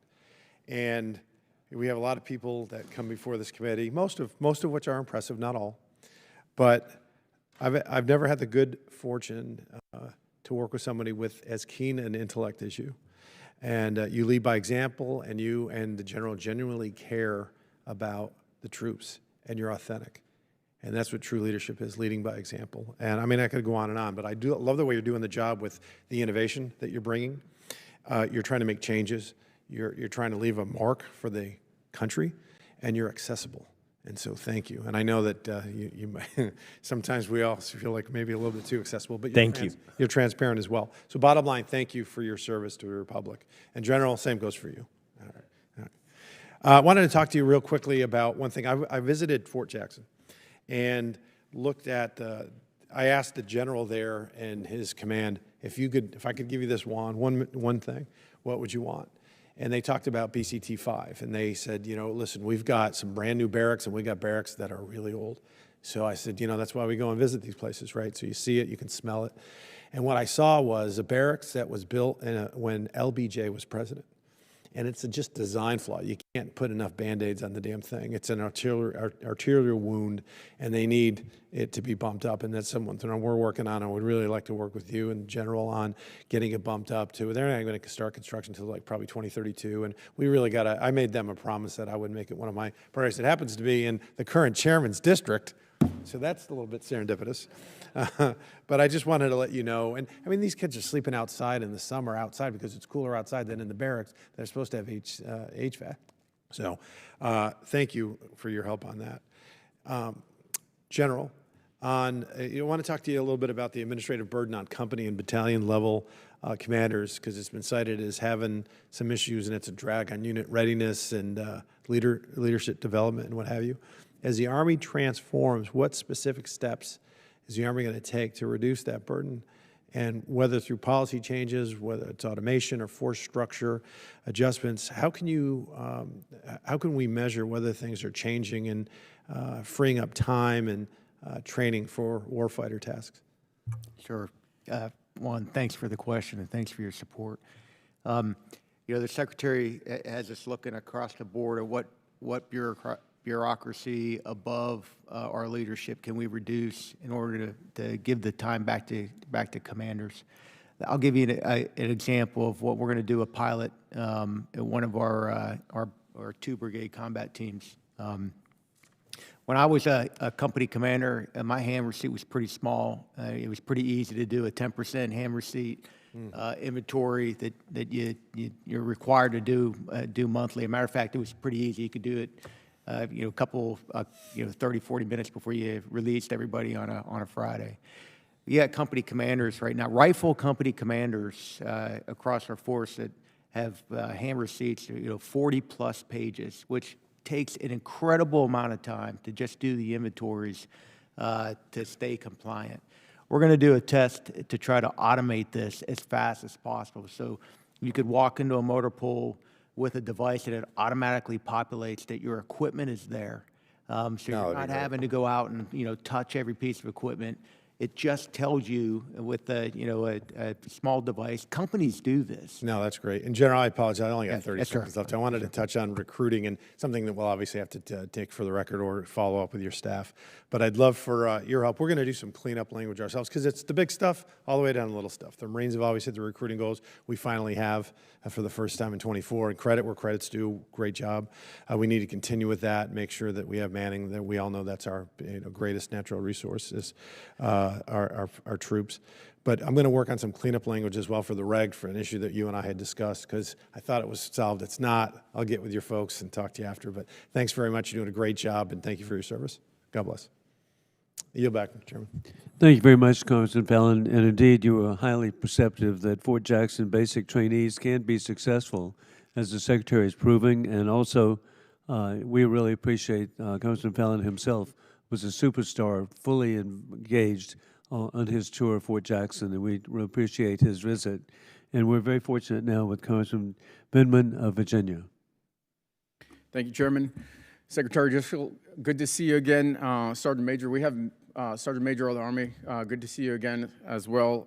Chief, we haven't met before, but as a proud Blue Falcon, 2nd Brigade, 82nd, I welcome you as the new Chief of Staff of the Army and look forward to working with you. So let me just start by saying on the record, I think canceling the rotation of the brigade to Europe was a terrible mistake. It's an own goal, and frankly, it's a boon to Putin. It comes on the heels of the U.S. reneging on its role in facilitating the POW transfer. So we keep handing Putin a lifeline, especially at a time when the Ukrainians are actually on the offensive in many places, and I think it's unfortunate, and we need a change in policy there. Secretary Driscoll, let me first say thank you for being here again, and I was pleased with your statements last year at AUSA, where you said the following: if small arms define the 20th century, drones will define the 21st century. They are the perfect convergence of artificial intelligence, advanced materials, batteries, propulsion systems, sensor fusion, and much more. They will absolutely dominate warfare in the 21st century. Drones are reshaping how humans will inflict violence on each other at a pace never witnessed in human history. They are cheap, modular, precise, multi-role, and scalable, and will rapidly integrate. We will rapidly integrate them into our formations. Basically, cheap, attritable ammo. But I'm a little bit concerned that your budget doesn't reflect this. To achieve mass with unmanned systems would require drone industrial base signals that are predictable. And last year, the U.S. Army's small unmanned aircraft systems line was $426 million. This year, it's $291 million. And the funding profile for future years is flat. Can you talk to me about that discrepancy? Congressman, thank you for reading back my remarks to me. My team knows my love language is hearing my own quotes, so I appreciate that. We are actively moving out as an Army, and we are doing a lot of things to set the stage for this drone-led autonomous world. I won't hit Operation Jailbreak again, but basically freeing up our data and allowing everything to exchange information. All of our new systems that we are getting are open architecture so that we can plug in autonomous systems like drones beside them. On the counter-drone side under JIATA 401, we are investing enormous resources into the tools to track and intercept, whether in all sorts of different forms. And I get that, but the signal to industry comes from the funding. And why is the funding request down this year and flat in future years? We believe that funding request is sufficient for us to have a base level number of small UAS systems for our soldiers to train on. And what is important to us is having the industrial base to scale in a conflict. So if you look at what Ukraine is producing, I think it's about 5 million drones. Russia's about the same. We are not going to be at a place where we need to manufacture as a nation 5 million drones until we're in conflict, but we need to be able to get there really quickly. And so that's where we're investing time and resources. One of the things I think you are tracking as well is that there's a large reconciliation funding request for $55 billion. And that hope is not a strategy. Obviously, reconciliation is not the same as a base budget request. So I hope that we can get the right funding and so the rhetoric matches the investment going forward, because this is a critical area. Just switching gears, General, how is the Army planning on integrating these systems? Like, how is the Army plan to develop and codify drone warfare doctrine? What is the timeline for getting that doctrine into the hands of formations? Yeah, sure. So two ways. So the first one, we're taking a lot of lessons learned from both Ukraine and OEF. It's moving at a much faster rate into our schoolhouse and into our doctrine. I think from what you would have seen when you were in the Blue Falcons, we're also using some tools to be able to scrape all of our lessons learned out at CAC in order to get those lessons learned at a faster pace into the schoolhouse. And then the last part, and the criticality of this, our combat training centers are using these new TTPs to be able to pose, a different threat picture to the brigades as they go through the training base to be able to learn how to counter this threat. General and Secretary, I just want to reinforce that this is probably the most important thing the Army can do, and so I hope we move out and airborne. Let's go. Thank you very much, Congressman Vindman. As we conclude, we have a closing statement by the ranking member, Smith, Adam Smith. Thank you. Just a couple quick comments. Building off of the drone conversation, figuring out how we can encourage a domestic drone manufacturing on the commercial side. I was out in Silicon Valley recently talking with GoPro and Skydio, and there's a lot going on there, but the undercutting by China is making it difficult for us to build that. And I think on the military use drones, we've got some pretty decent focus, a lot of good companies out there, investment capital going into them, but I think all that would be easier if we could figure out how to compete on the commercial side. I think this is an area where industrial policy is needed, maybe even, and I'm not terribly fond of the whole equity stake thing, but in this context, there might be an area where DOD or the government more broadly could help encourage domestic commercial drone. I'd like to follow up and talk with you more about that. I've not had a chance to talk with you since I had those conversations with the folks out in California. And then just to really emphasize 2 points that came up here repeatedly. On the civilian harm, and I think a good number of members on this committee do not trust the Secretary of Defense on civilian harm. And we don't trust the notion that it's just being moved around. It seems like it's being gutted. And that there is no focus on it whatsoever. So we're going to want to have follow up on that to make sure that the law is followed. And then, as we've said repeatedly, just some sort of explanation for the force posture in Europe. But there's arguments out there. We can have those arguments. But just having the department just make a decision like this, and then the people who are implementing the decision saying, I don't know, I just work here. That's what they said, so we're doing it. We can do a little bit better than that. Why? Well, how does this fit into the larger strategy? But I thank both of you for this. And again, I'll close where I opened. What the Army is doing on transformation, I am very impressed by. I think we need to speed it up and keep going, but we want to be helpful and cooperative as you walk down that road. Thank you, Mr. Chairman. I yield back. Thank you, Ranking Member. And indeed, you see the bipartisanship, and I want to reference again the article in Washington Times yesterday about drone capacity, how the Ukrainians have just made such progress. It's almost daily progress that we can obviously work with them as we've worked over the years with missile defense with Israel. With that in mind, too, as we conclude, I want to congratulate you, both of you, with working with Secretary Pete Hegseth. To me, this is a year of historic achievements, working with Syria as dictator Assad has fled to Moscow, arresting dictator Maduro of Venezuela, elimination of dictator Khomeini of Iran, heroic rescue of the pilot down in Iran, leaving no one behind. The people of Syria, Venezuela, and Iran now have an opportunity for peace and prosperity, and this also encourages the people of Lebanon, Iraq, Yemen, and the Republic of Georgia to work for fair and free elections. And this is because of the success of the American military. With that, we are adjourned.